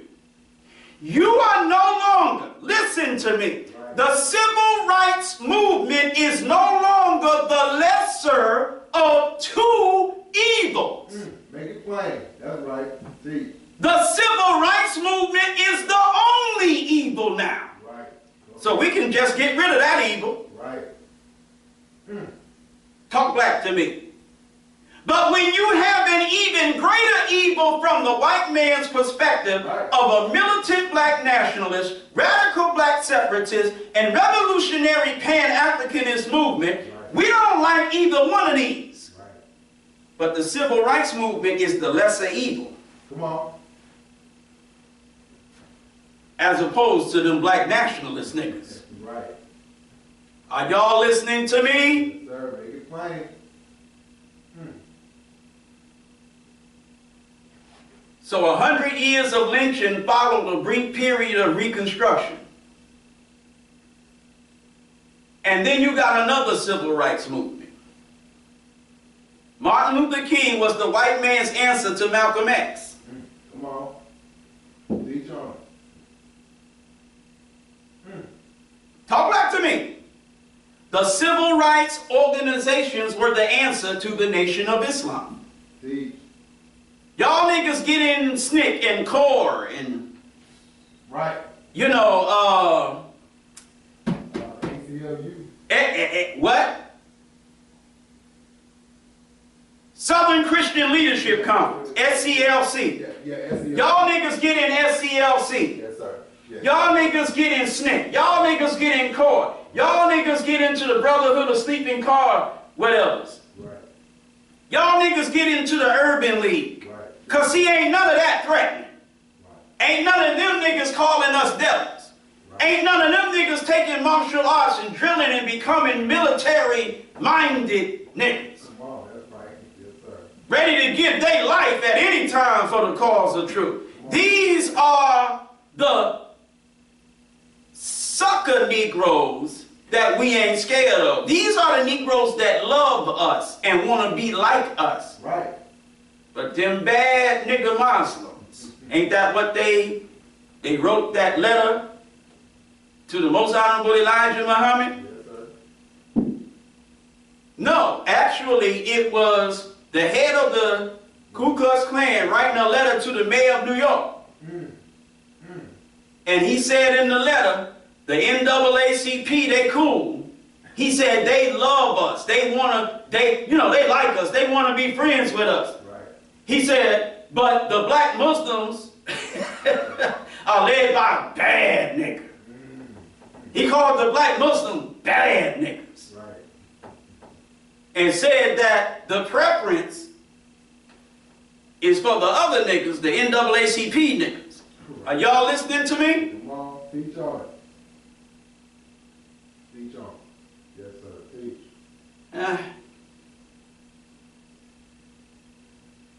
Listen now. Yes, sir. Go ahead.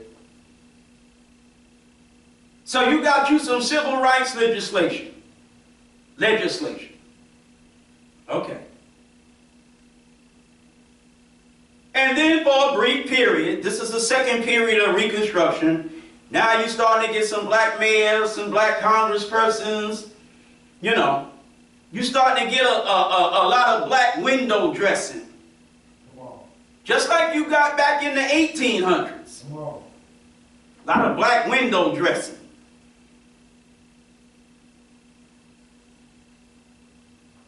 Then you got Ronald Wilson Reagan. Talk back to me. And from Ronald Wilson Reagan in 1980 all the way up to now, the white man been chipping away at affirmative action, chipping away at all of the Voting Rights Act, chipping away at all of the things that you celebrate as some damn progress, talking about we've come a long way, but we still have a long way to go. Y'all all right?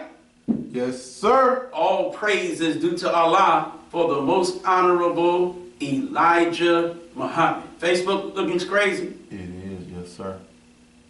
That's a surprise. Actually, both of them, Brother Moose. I'm shocked. Listen now. Maybe I said something. I don't know. I have been... They say Facebook is ended. Uh-huh. Maybe they took the video down. And this one says unable to connect at the moment. Okay. Well, we got the camera. Yes, sir. Yes, sir. I ain't walking off the podium this time. Yes, sir. Listen now. So, for the last 40 years plus, you've been having all of the so-called progress chipped away. It never was progress. Because you were set free, but never given the rights of a free people. Talk back to me. And now here you face another 4 years of Donald damn Trump, an openly vicious racist cracker who sees himself as the answer, the white man's answer to the black man's president, Barack Obama. He was never our president. But you saw him as your president because his skin was the same as yours. His hair was the same as yours. See, his father was a goat herder from Kenya. And his mother, a white cracker, a cave woman from Kansas, wasn't strong enough in her DNA to get rid of his skin color, his nose, his lips, and his hair. Talk black to me. So Obama don't look like he got no white mama. So because he looked like you, you thought he was with you. And the white man considered him to be with you. And so they gave you Trump as an answer to Barack Obama. Then they slicked Trump away and gave you Barack Obama's vice president. Only to end up with Trump a damn again. Come on. And you still don't get the memo. Have y'all forgotten how Trump's presidency emboldened white people? Right. To the point where white people were just coming out on niggas in ways that they didn't used to do too much no more. You can see it starting to tamp up again now that Trump has won the presidency. Are y'all listening to me? Yes, sir.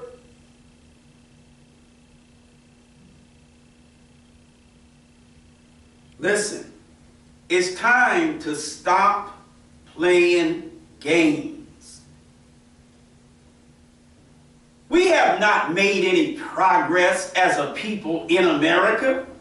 We cannot make progress as a people in America.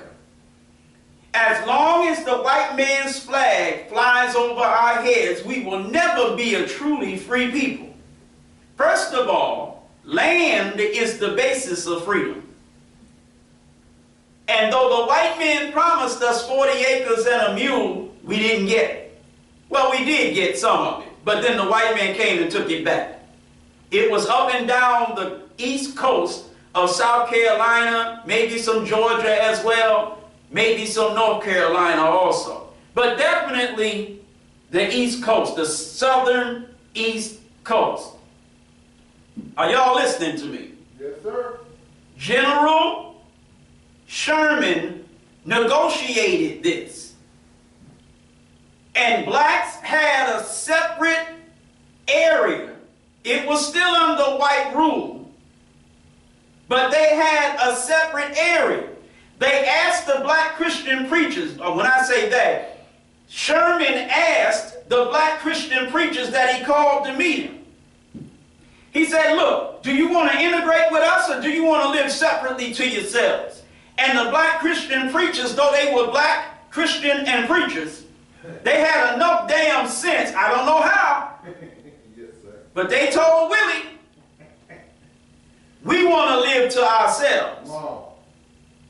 And so they were given acres and acres of land on the coast, Yes, sir. coming in a certain number of miles west into the interior. And then, of course, the white man, like he does all the time, What do you need? he reneged, Yes, sir. took it back. Yes, sir. Because whites were angry that blacks were given that much land. Because that was that much more land that whites could have had. So they took it back. Right. Y'all all right? Yes, sir. You were given a so-called freedom. And this is why point number one, we ain't getting to no beliefs. We starting with the very first thing in our program. Yes, sir. We want freedom. Go ahead. A full Yes, sir. and complete freedom. Go ahead. Later on, down in the program, the Most Honorable Elijah Muhammad explains what he means by that. Yes, sir. We do not believe we are equal with our former slave masters in the status of freed slaves. Come on. Come on. Teach alive. Right now, today, in your Nissan Murano, in your Nissan Rogue, in your Maserati, in your Aston Martin, in your Bugatti, whatever the hell you ride. Teach. Right now, today, LeBron James is a freed slave. Patrick Mahomes, is that his name? Yes, sir. Is a freed slave. Yes, sir. Go ahead. Teach on. Teach. Talk back to me. Killer Mike Go is ahead. a freed slave. Go ahead. Teach. That's right. Teach. Ludacris is a freed slave. Teach. Y'all listening to me? Outkast, Erykah Badu, freed slaves. Come on. The status of 41.5 million black men and women in America is the status of freed slaves. Come on.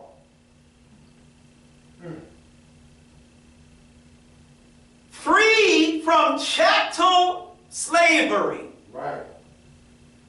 without the rights of free people. Right. The rights of freedom. Come on. You are asked to suit up and boot up and go fight with the white man against the enemies of the white man. Yes, sir. That's right. Didn't the white man just send about 10,000 more troops to Syria? Yes, sir. You think they all white? Huh. Talk back to me. Sir. This segregationist cracker, he don't want the black man not to have to fight now. Come on. He ain't demanding an all-white military Go ahead. to go fight his damn wars. Go ahead. That's right. When he tried that in the South against the North, the North brought some niggas in and started whooping on these devils. And then the South said, okay, we're going to let the niggas fight too. But it was too late. Right, go ahead. Y'all all right? Yes, sir. One of them presidents, Truman, I don't remember which one. But when they were getting their butts kicked in one of them world wars, I think it was two, he said, get me the niggers. Come on. Talk black to me. Yes, sir. Go ahead. I'm pretty sure it was World War II. Yes, sir. Then you got them Tuskegee Airmen taking it to them damn devils overseas. Come on. Right? Yes, sir. See.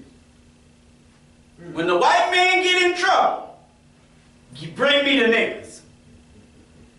And whenever he's brought the niggas, Right. we save his day. Every time. Every time. Yes, sir. Go ahead. All right.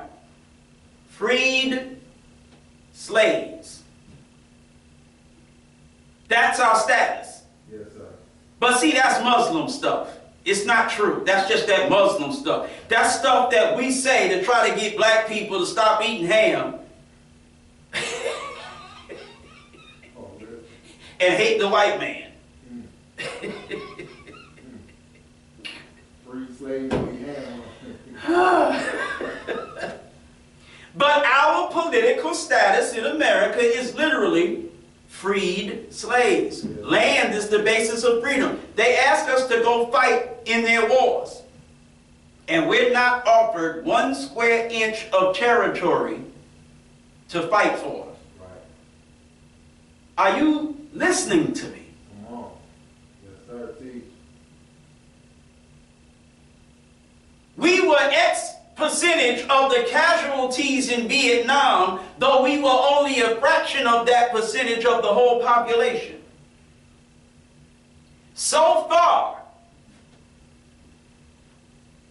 we are 100% of the casualties of America's troop presence in Syria. As far as I know, only 4 troops have been killed. All 4 of them black, from Georgia. Teach. Teach. What the hell are you doing dying in Syria Teach. for the white man? Teach.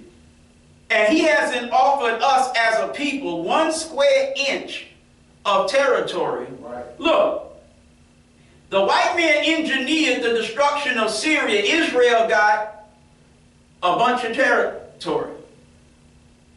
Israel has occupied now 3 times as much land as Gaza in Syria. Wow.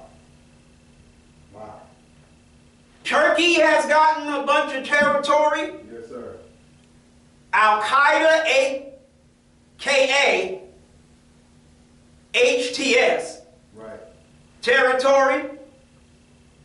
Kurds, territory. Really? But niggas over there fighting and dying. We ain't got nothing. We don't want none of Syria. But I'm simply saying everybody has something in the way of real estate for the blood they're either risking or spilling but us. Right. Talk back to me. You in Syria in a white man's uniform, fighting and dying now Yes, sir. for the white man to occupy Arab land and make billions of dollars off of oil fields in northeast Syria, I think. They're stealing Syria's oil. Yeah. That's how they destroyed Syria. They took over the oil fields and the agricultural land in that particular part of Syria. Right.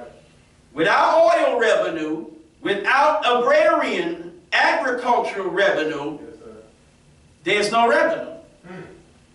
Turkey took over the industrial area in the northwest, Idlib, Okay. so they don't have any revenue coming from the industrial sector of the country, no revenue coming from the oil-rich area of the country, no revenue coming from the agricultural area of the country. Right. They got no revenue. Man. Sanctions so gripping that it's ridiculous. You had some military, not officers, military personnel only earning $7 a month. Are you listening to me? Man. $7 a month, ranking officers $40 a month. That's crazy. You damn right that's crazy. And here you are with your black self in damn Syria and just across the border from Syria in Jordan, fighting for and even dying for the white man to do this. But you ain't got nothing. Talk back to me. We fought in all of America's wars. That's right. And we don't have a strip of land to show for it. That's right. Nothing. Deep. All of the wars we fought for brought the white man minerals, agriculture. What would you consider oil? What would oil be considered? I mean, minerals, you're talking about gold and silver and zinc and all of that kind. What would oil be considered? What they call it? We're just going to call it a resource. Yeah. Yeah. That's all. We're going to call it a resource. The white man gets minerals. The white man gets agriculture, Right. agricultural products or commodities. Right. The white man gets resources like oil, natural gas. Right. All of these things represent billions of dollars in revenue. You fight with this damn cracker to get these for him, you get nothing. Come on. That's right. Niggas ain't got no gas. At all. Now, I know some of y'all are saying, no, that is not true, Minister Eric.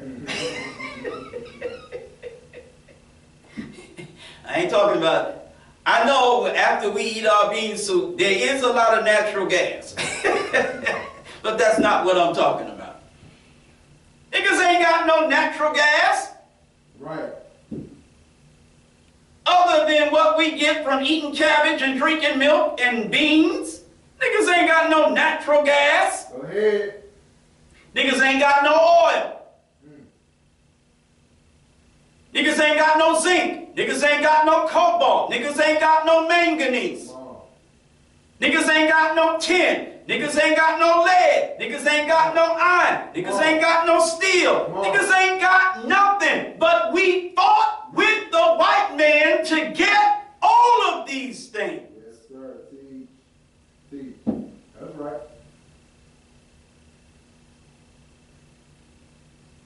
And we consider it an honor to fight for the white man. We consider it an honor to fight for this flag. Oh, man. You stupid nigger. As you were, sir.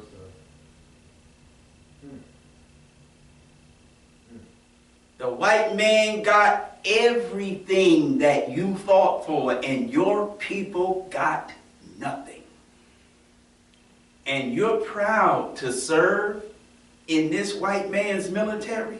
What the hell is wrong with you? Never mind. Withdrawn. I'm scared you might answer. Good Lord.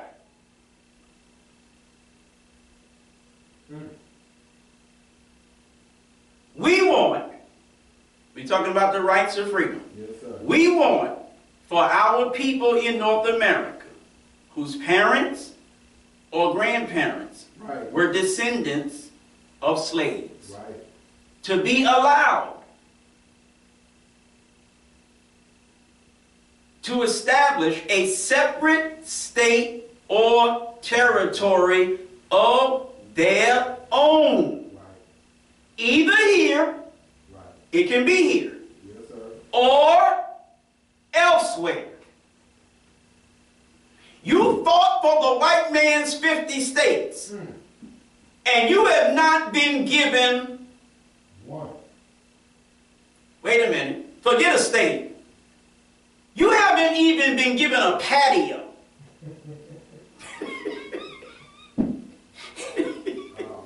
You ain't been given a front lawn.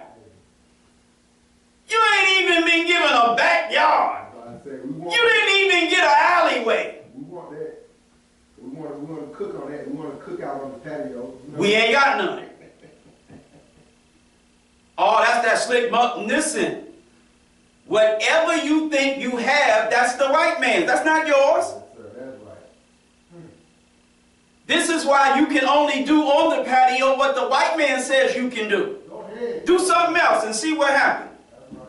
This is why you pay the white man taxes for that patio. Talk back to me. All the laws that govern your patio are the white man's laws. That's not your patio. That's right. Your patio is part of a white municipal entity. Yes, sir. That's right. And that white municipal entity is part of a white county entity. And that white county entity is part of a white state entity that is part of a white federal entity. You ain't got nothing.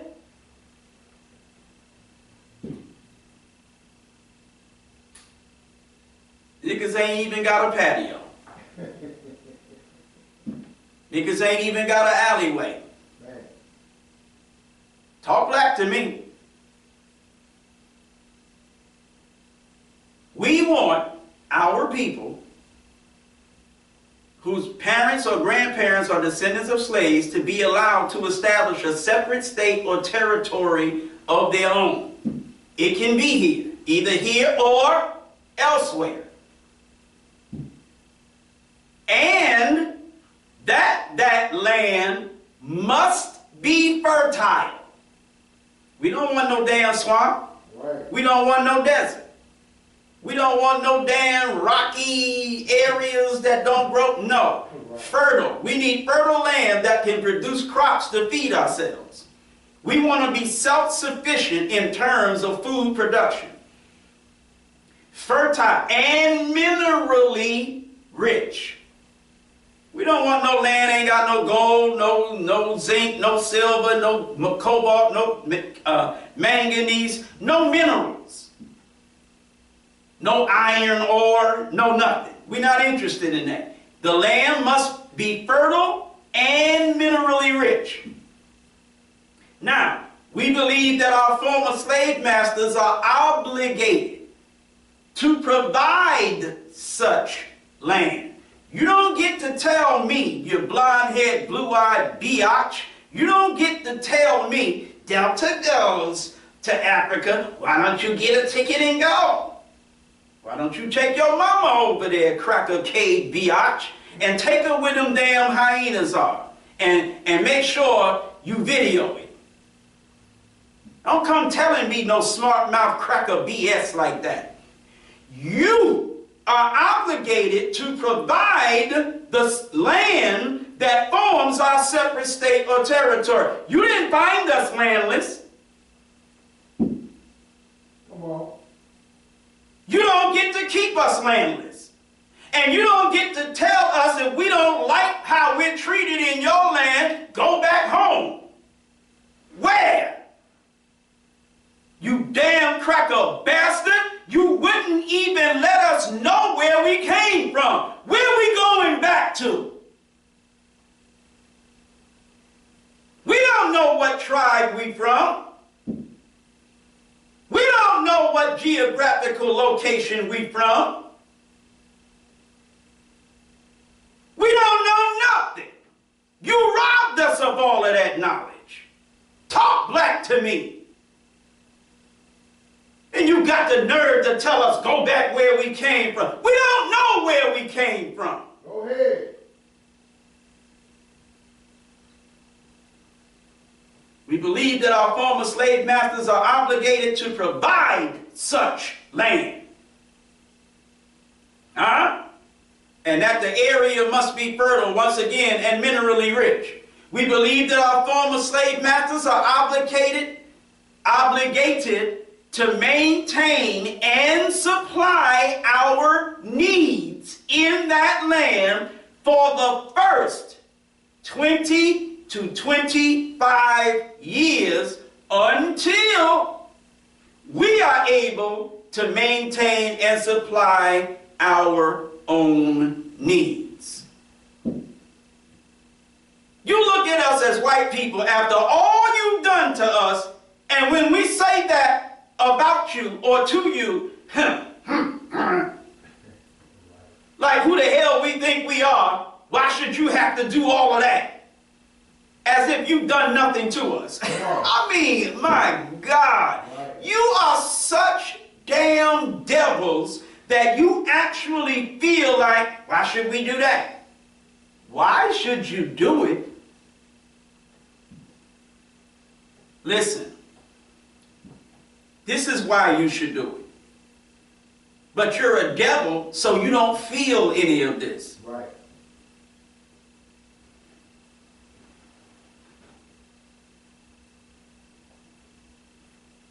I know it. Word is bound to Allah, I know it, but I want to read it.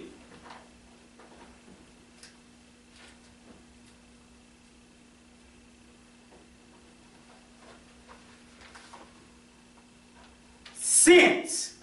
Yes, sir. Not if. Right. Since. As a result of. We, as a result of. Since we cannot get along with you.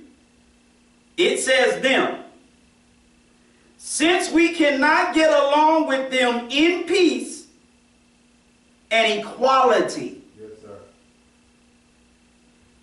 Since we can't get along with you, white man, in peace and in equality. Yes, sir. After, wait a minute.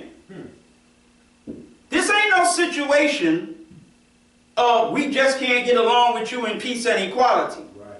Now we're going to take the inability to get along with you in peace and with equality. Right. And we're going to put that in context. Go ahead.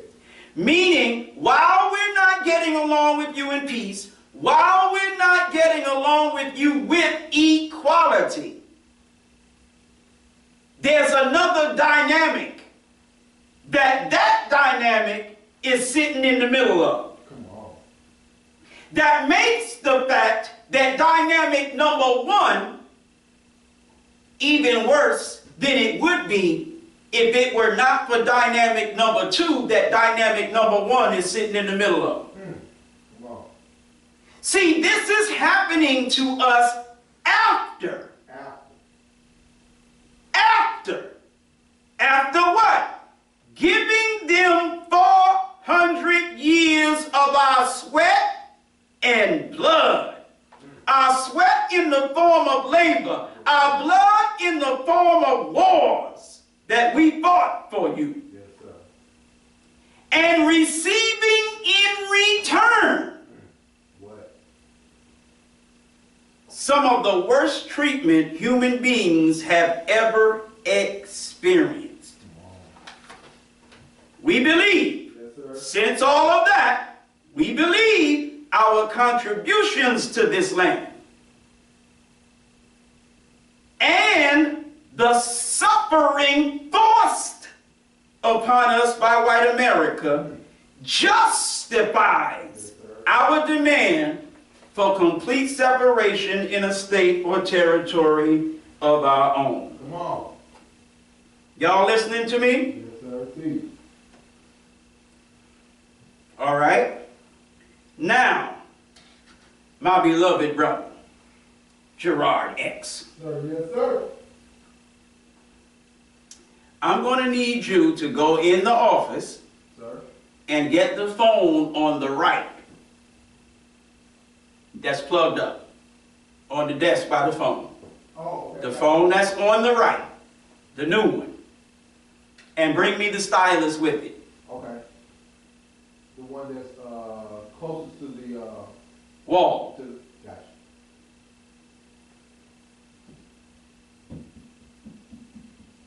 I want you to think about what I said. Since we cannot get along with them in peace and equality after, this is after something. After giving them 400 years of our sweat and blood. And since what we received after giving them our sweat and blood for 400 years, in return for that, what we have received is some of the worst treatment human beings have ever experienced. We believe that because of our contributions to America, followed by the suffering forced upon us by white America, that this justifies, thank you. Yes, sir. That this justifies our demand for a complete separation in a state or territory of our own. Now, I'm going to read you something that's synonymous with what I just said.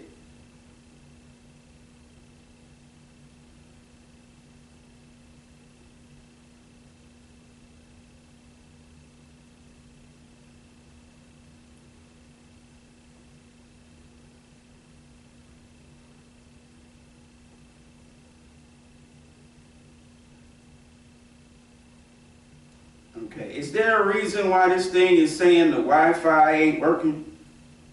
That's a good question, brother. Okay, so we'll take the Wi-Fi off and we'll use data.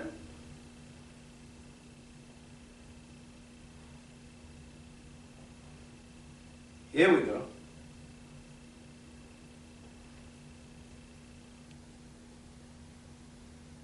In Congress, July 4, 1776, the unanimous declaration of the 13 United States of America.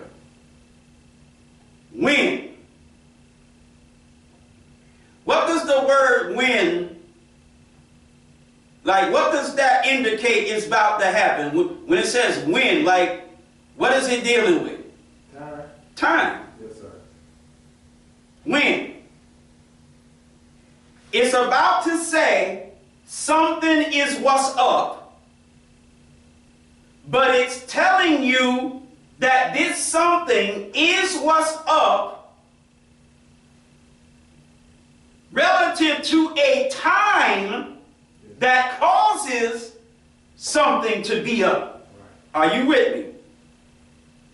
When in the course of human events. Right. So we're dealing with the course of human events. Yes, sir. Go ahead. Human beings are going about their lives as human beings. Yes, sir. Now, there's a time when human beings are going about the lives that they're living as human beings, that something is up.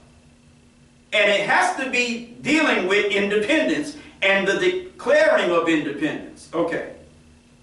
When in the course of human events, it becomes necessary.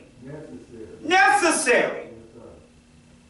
It becomes necessary for one people, come out of her, my people. Come on. For one people to dissolve the political bands which have connected them with another. Go ahead.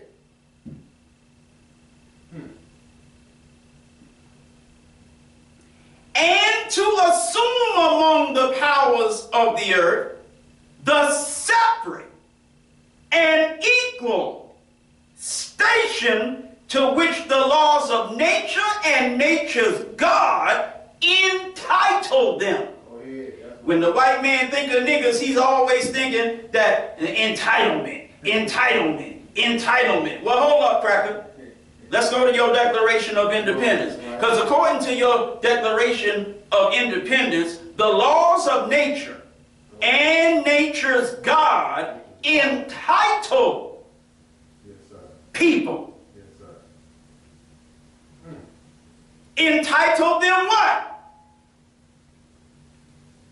The assumption among the powers of the earth, the separate and equal station to the peoples of the earth.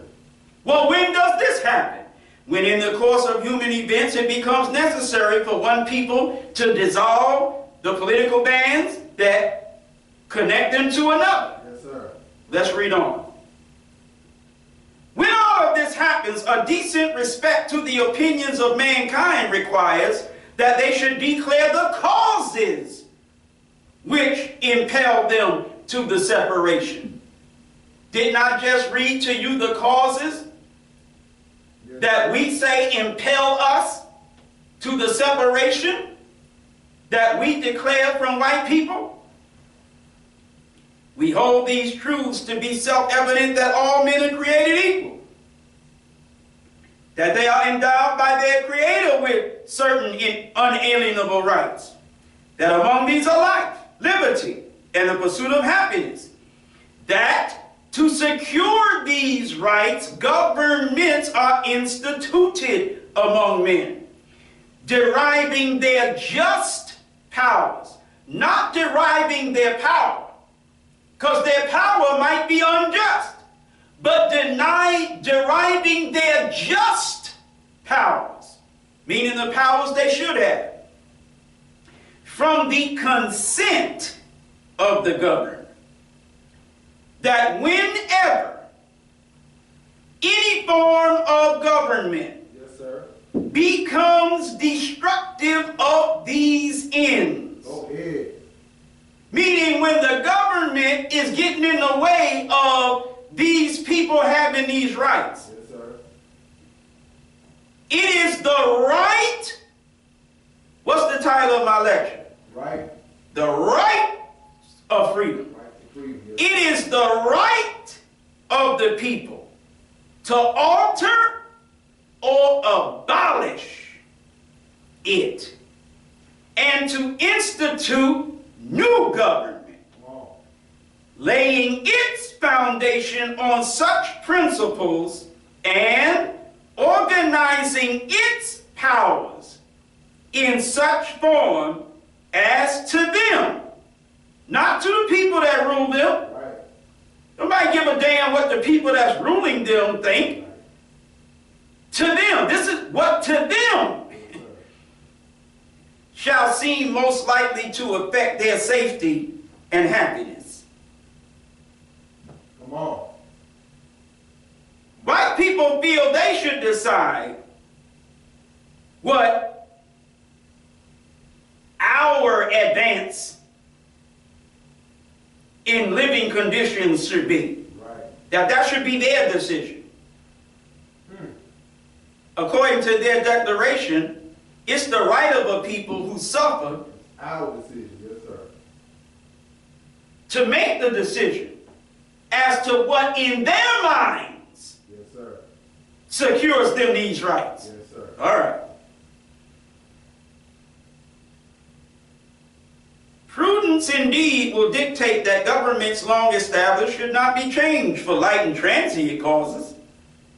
And accordingly, all experience have shown that mankind are more disposed to suffer while evils are sufferable. This is the agreement with hell and the covenant with death that we black people have made with white people. Yes, sir. That because what they force us to suffer, we consider it to be sufferable. Right. We have decided we just going to continue suffering it. Right. So we'll say things like, oh, it's always going to be like that. The white man always going to do this and that. And then, hold up. We just got to make the best of. So we have decided that we will forever be Right. the discriminated against people by white people in the country of white people and just make the best of it. As you were. That's a covenant with death. Go ahead. That's an agreement with hell. Go ahead. And the Bible says that our covenant with death shall be annulled and our Agreement with death shall be broken, or covenant with death shall be broken, and our agreement with hell annulled. Go ahead. All right. And this is how we feel. We've been under the white man so long that as opposed to establishing our own country, as long as we feel we can stand the suffering that the white man is making us go through, let's just stay with the white man.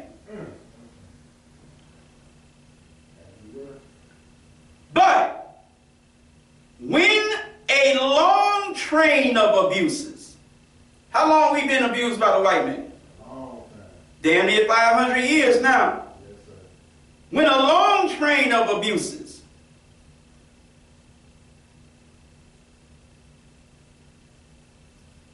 and usurpations, pursuing invariably, meaning always leading to the same thing, Yes, sir. the same object, evidences a design to reduce them under absolute despotism. It is their right. What's my subject? Right to freedom. The right of freedom, or rights of freedom. It is their duty to throw off such government and provide new guards for their future security. Throw it off. Such has been the patient sufferance of these colonies, and such is now the necessity which constrains them to alter their former systems of government. The history of the present King of Great Britain is a history of repeated injuries and usurpations, all having in direct object the establishment of an absolute tyranny over these states. Go ahead. To prove this, let facts be submitted to a candid world. Go ahead. And then it starts listing all of the things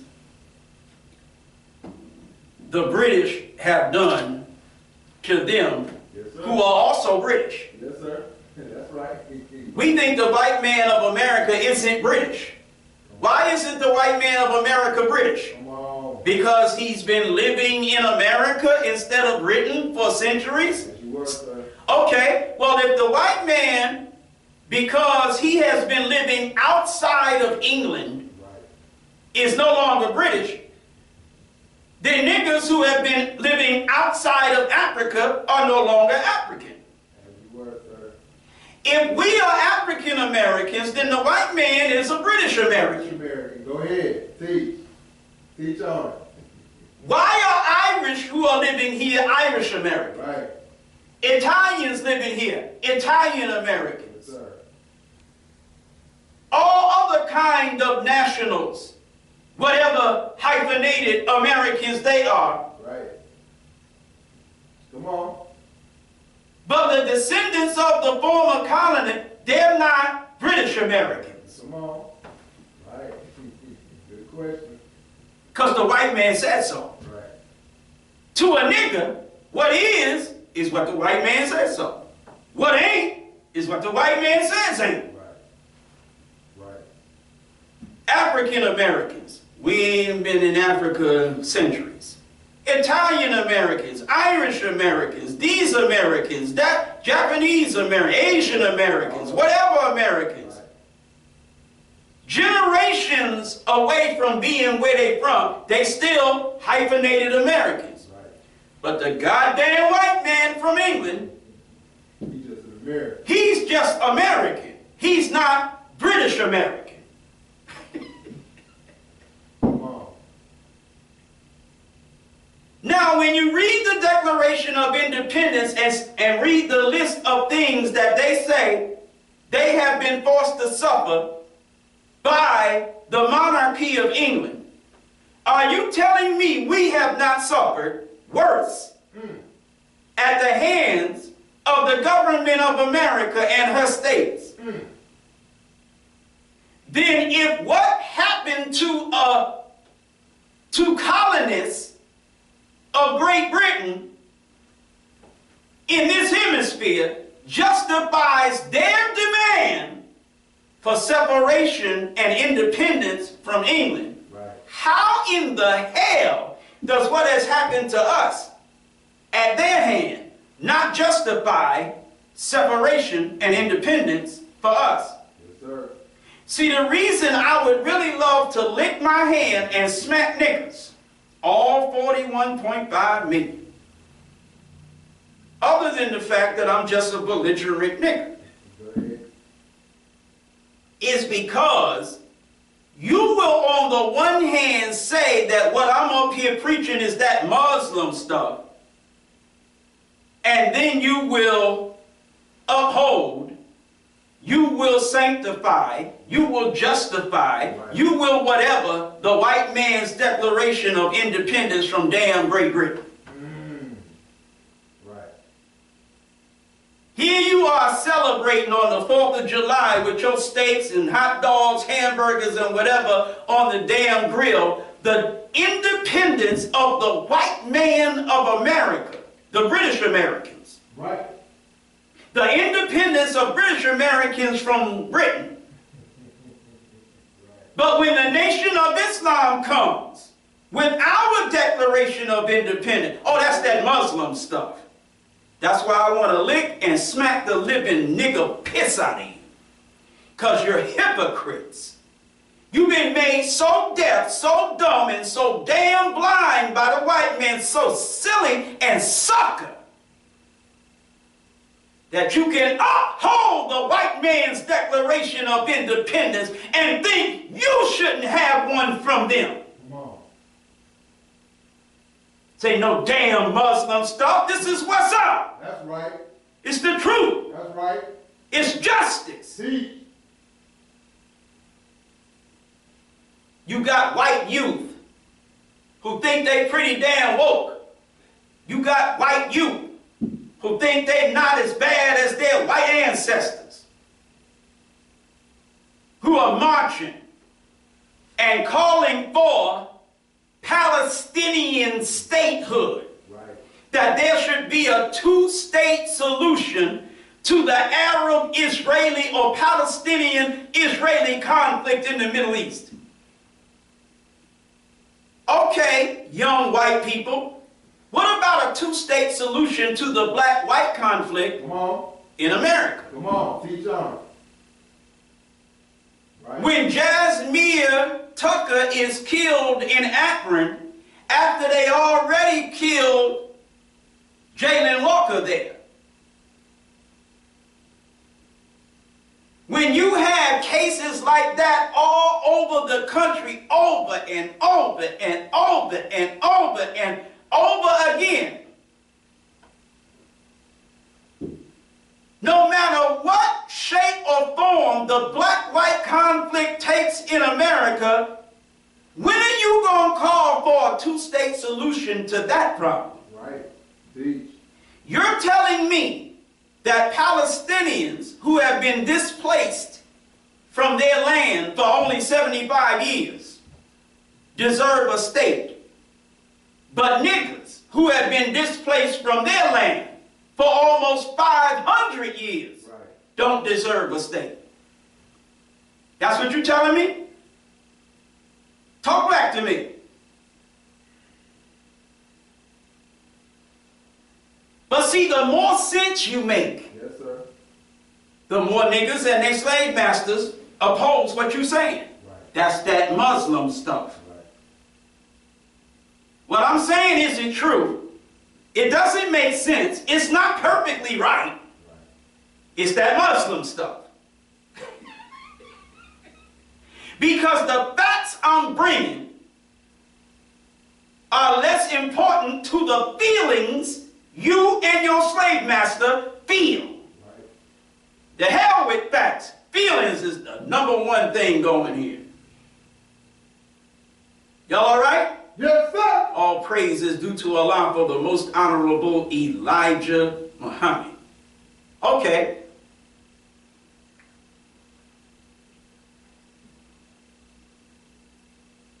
So Palestinians deserve statehood. Yes, sir. We don't.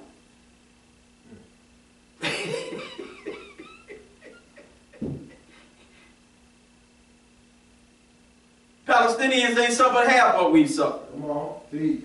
They haven't suffered even half as long as we've suffered it. See, They deserve a state. We don't. Hello.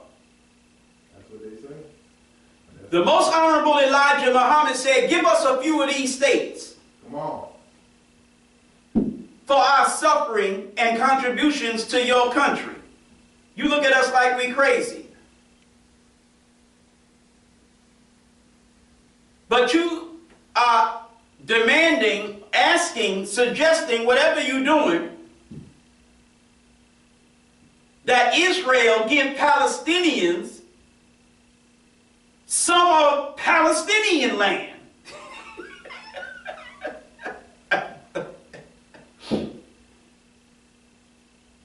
You ain't asking Israel to give Palestinians some of Israel. Come on.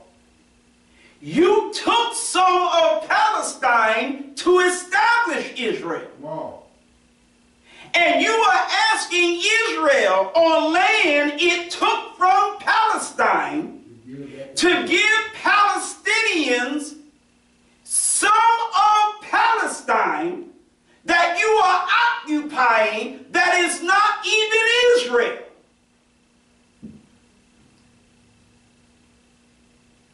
Talk black to me. But you can't ask America to give us some of America. We fought for America just like you did. We worked America more than you did. Talk black to me. We've given America 400 years of sweat and blood that made America rich and powerful. And we receive some of the worst treatment human beings have ever received in exchange for what we have contributed. How the hell does that not justify separation in a state and territory of our own? Now wait a minute. You say that's that Muslim stuff, okay? Why is there a country called Liberia? And why is the capital of Liberia named Monrovia? Right. Talk black to me. Why is there a country in Africa next to that called Sierra Leone? Talk black to me. Sierra Leone is a country established by British philanthropy to reward slaves who were loyalists who fought for the British. Are you listening to me? Yes, sir. Come on. Black slaves that fought for the British were given land in exchange for the blood that was spilled of their people. And now you have Sierra Leone. Yes, sir. Talk back to me. Liberia is a country that was established by the white man for slaves of the white man from America. Are y'all listening to me? Yes, sir. See.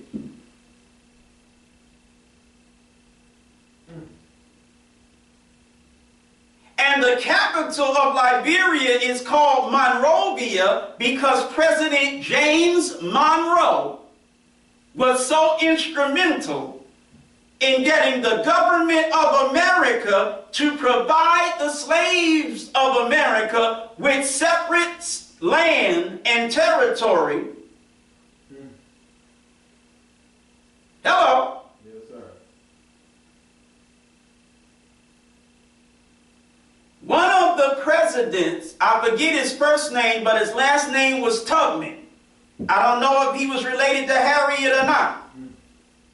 Do you know that family of Tubmans? Is from Georgia? Oh, no, sir. I know that. Yes, sir. Go ahead. This is a family of black slaves from Georgia that white crackers sent back to Africa, provided them with the land, maintained, and supplied their needs. And later, the members of that family later became the president of the country. Oh, man.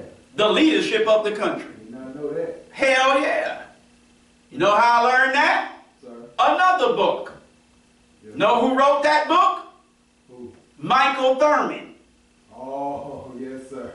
I call him Michael Netanyahu Yeah. because he's a puppet, a fool, and a damn tool in the hands of the white man for the Jew. Oh, man. We stand with Israel. No, my brother, you stand with Israel.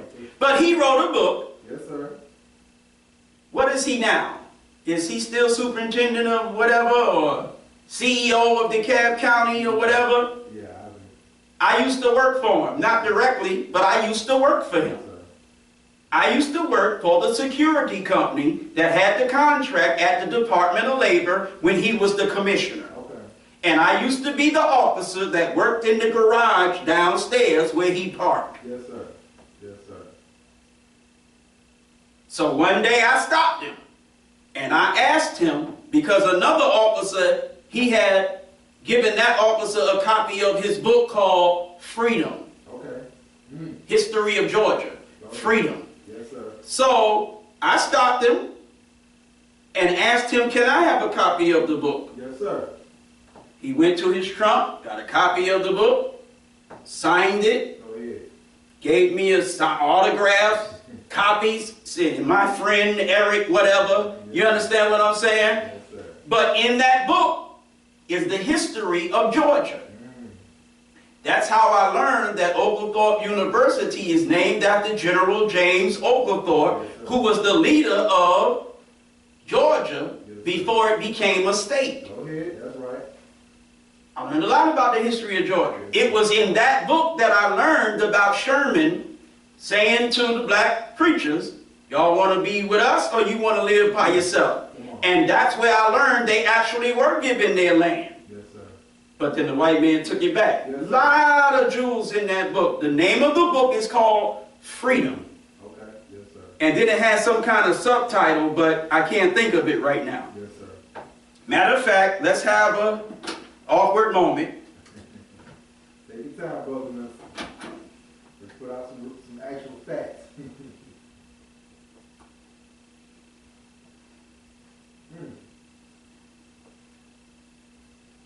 Michael Thurman. Yeah, I don't know his political status right now, but he's probably still over there in Decatur doing. Michael Thurman, Freedom. Here's the book. Freedom, Georgia's Anti-Slavery Heritage, 1733 through 1865.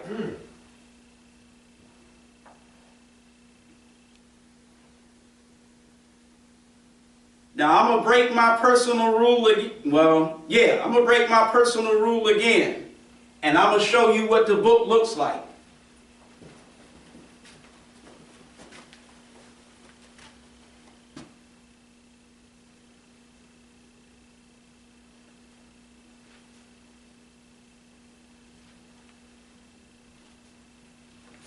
Freedom. Go ahead. Now here, it's on Amazon, hardcover for $69.99. I promise you, it's worth more than $69.99. The history in that book is worth hella more than $69.99. If you a nigga and you ain't got that book, get it. You got $69 for niggas stupid, get that damn book. Come on. Y'all all right? Yes, sir. Michael Thurman is the white man's nigger, but he's a damn genius. Jeez, how it works.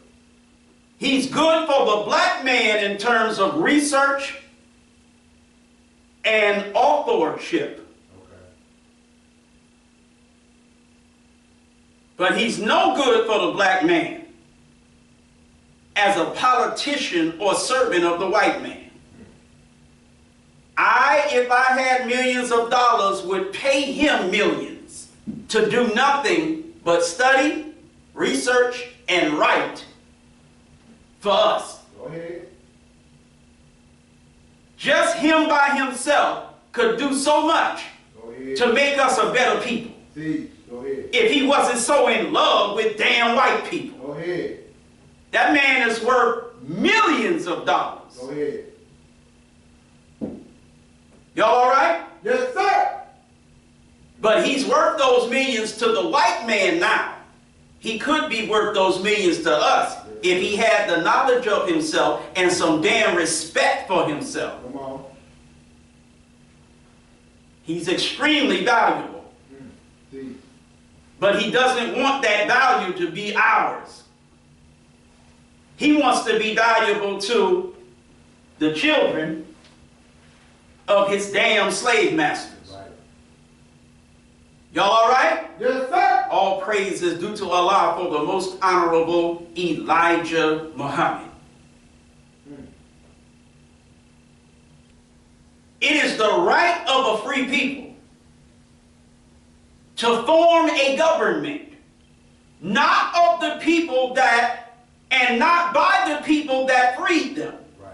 It is the right of a free people to establish a government that by their consent secures for them the rights that the laws of nature and nature's God entitle them. Come on. It is the right of a free people Come on. to have ownership of land as the basis for their freedom. And like I said, to form a government that to them, damn anybody else, Right. that to them is suited to guarantee them the rights that their God gives them just because they're created by him. Right. That's the right of a free people. Yes, sir. See. God damn it, white man, if I'm not your slave no more, why the hell do I have to be a so-called citizen of your country, the same country where I used to be a slave? Man, come on. I can't leave. I gotta stay. And I gotta accept your damn rule? You crazy as hell. James Monroe didn't think that. Right. Abraham Lincoln didn't think that before James Monroe. You say that's that Muslim stuff, but wait a minute. Was Abraham Lincoln a black Muslim? Why the hell did Abraham Lincoln call black leaders to the White House and tell them, look, Right.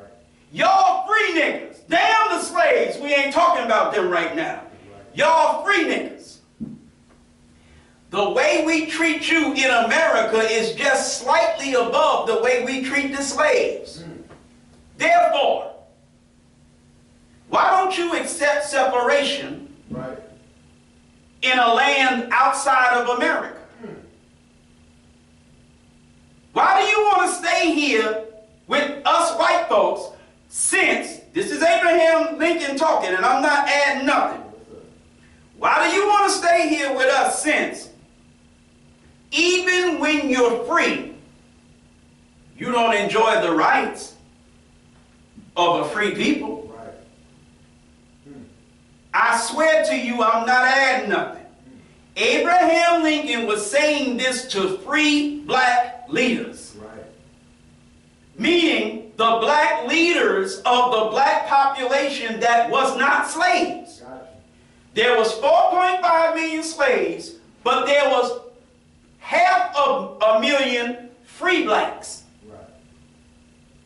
Businesses, jobs, property, free blacks. Yes, sir. But the way they were treated Right. was just a step above slaves. Talk back to me. All right.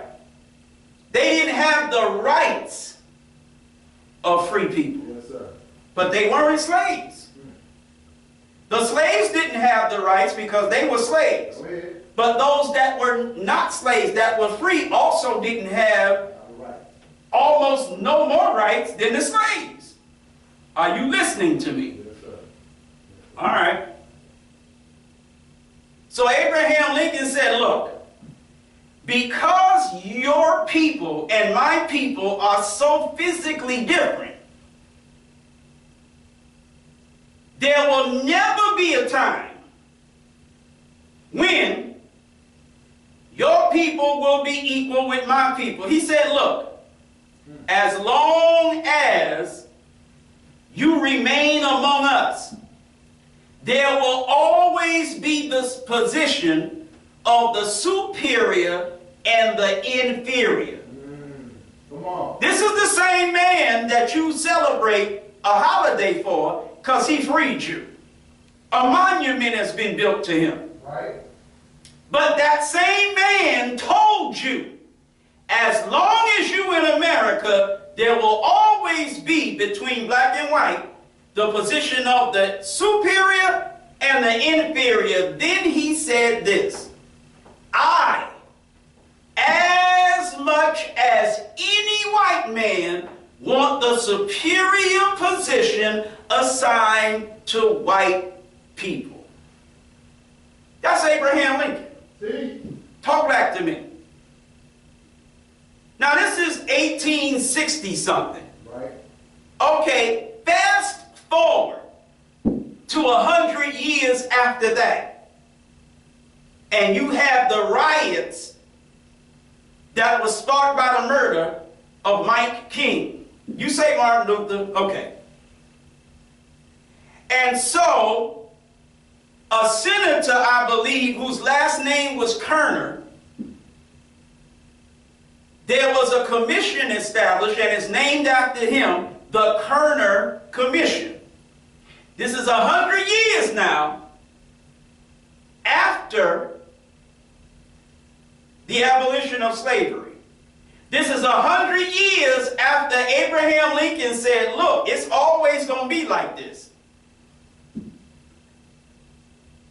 100 years later, because Martin Luther King was trying to change it from being like this, in spite of the fact that Abraham Lincoln said it's always going to be like this. They murdered Dr. King for trying to change it from being like this, proving Abraham Lincoln is right. And then they set up a commission to study the causes of the riots that came up because they killed Dr. King. Okay. So, the current commission said that the number one problem facing America was the race problem. Y'all got economy, infrastructure, immigration. Y'all, everything is the number one problem of America except the black-white conflict. The current commission said the number one problem facing America is the black-white conflict.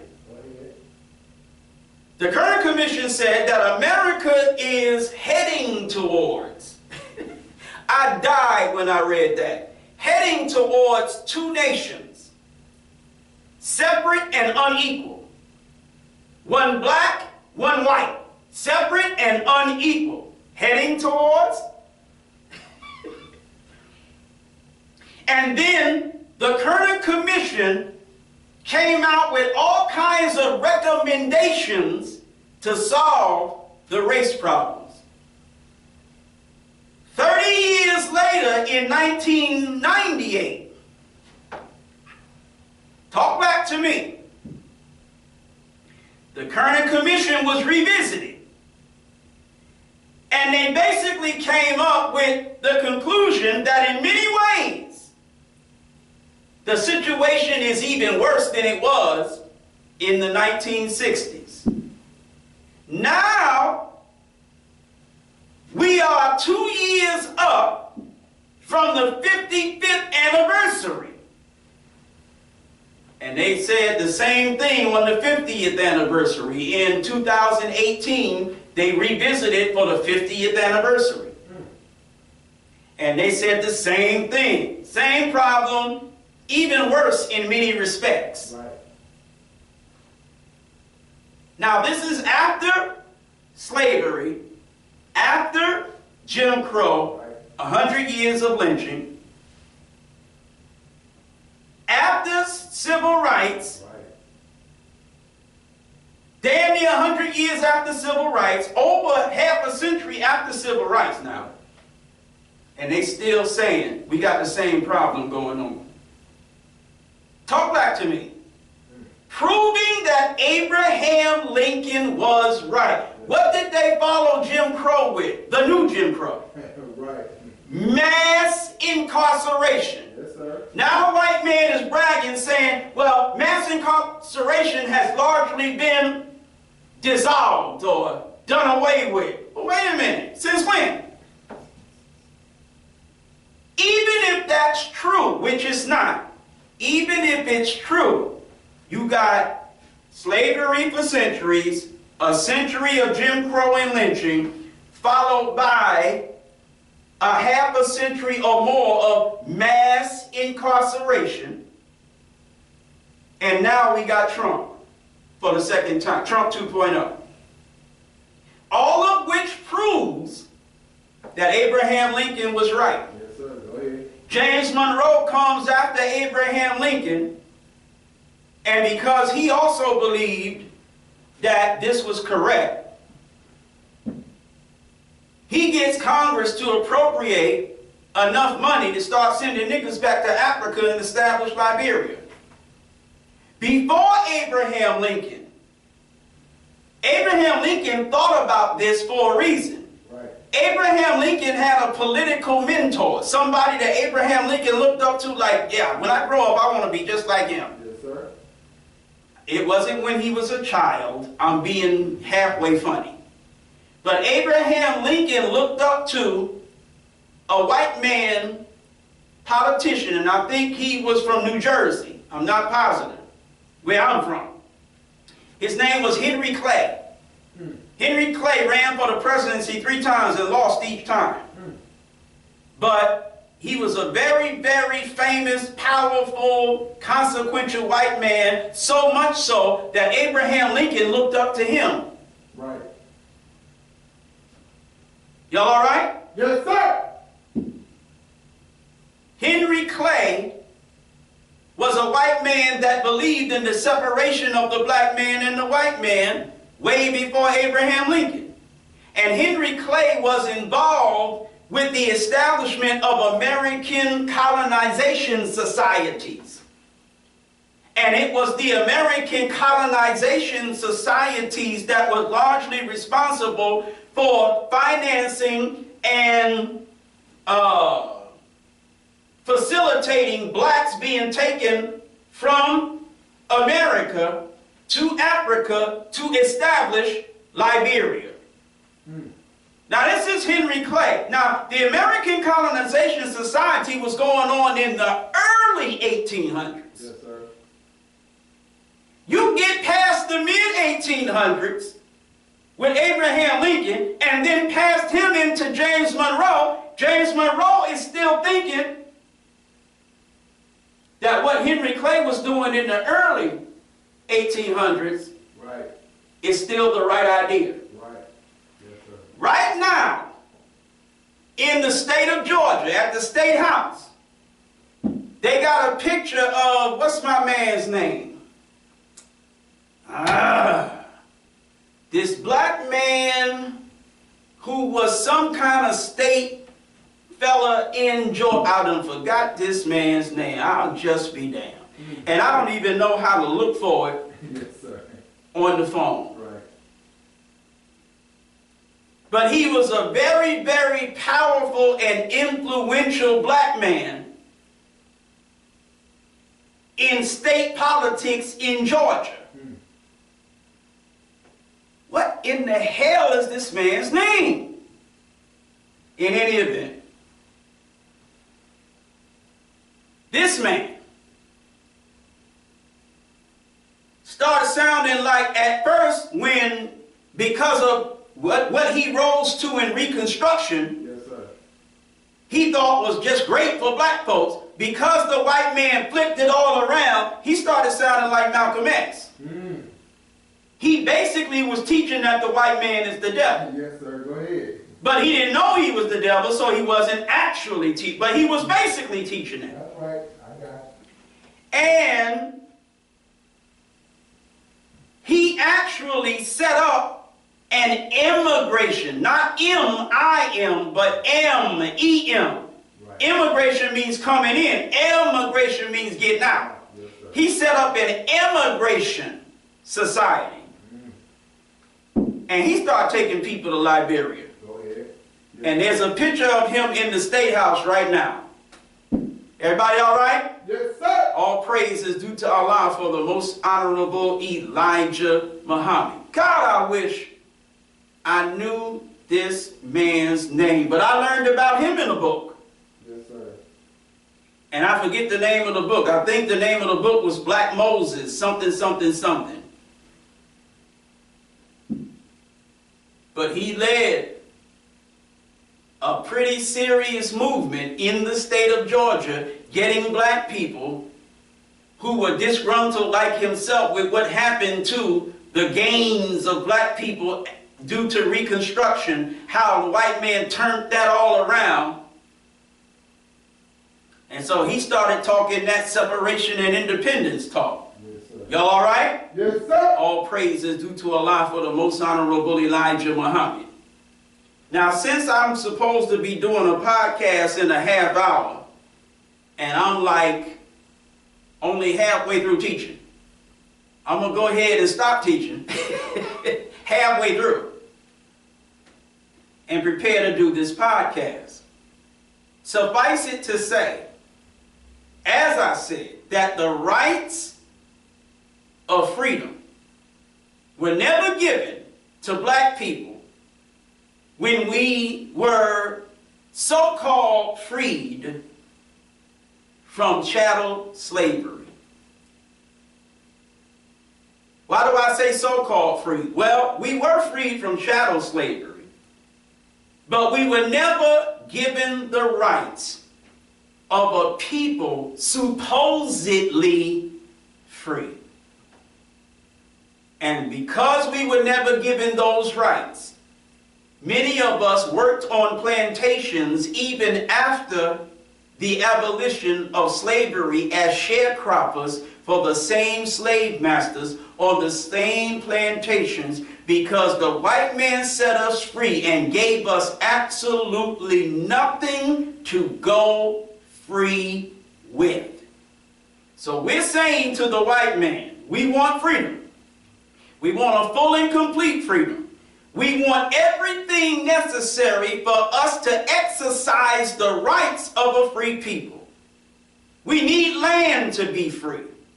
And we're demanding that the white man settle us in a separate state, in a separate territory of our own. That the land must be fertile and minerally rich, and that we have our needs maintained and supplied in this territory for 20 to 25 years, after which we can go completely on our own.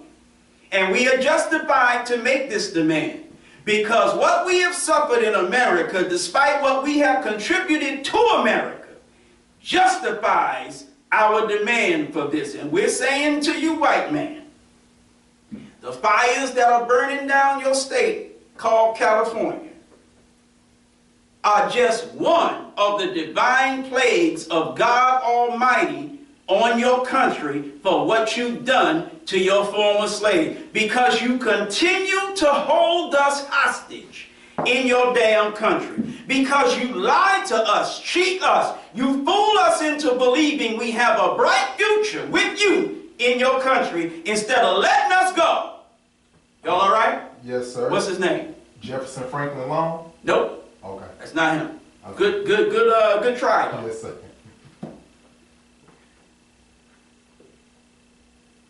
Because you will not let the black man go and give us a good send-off.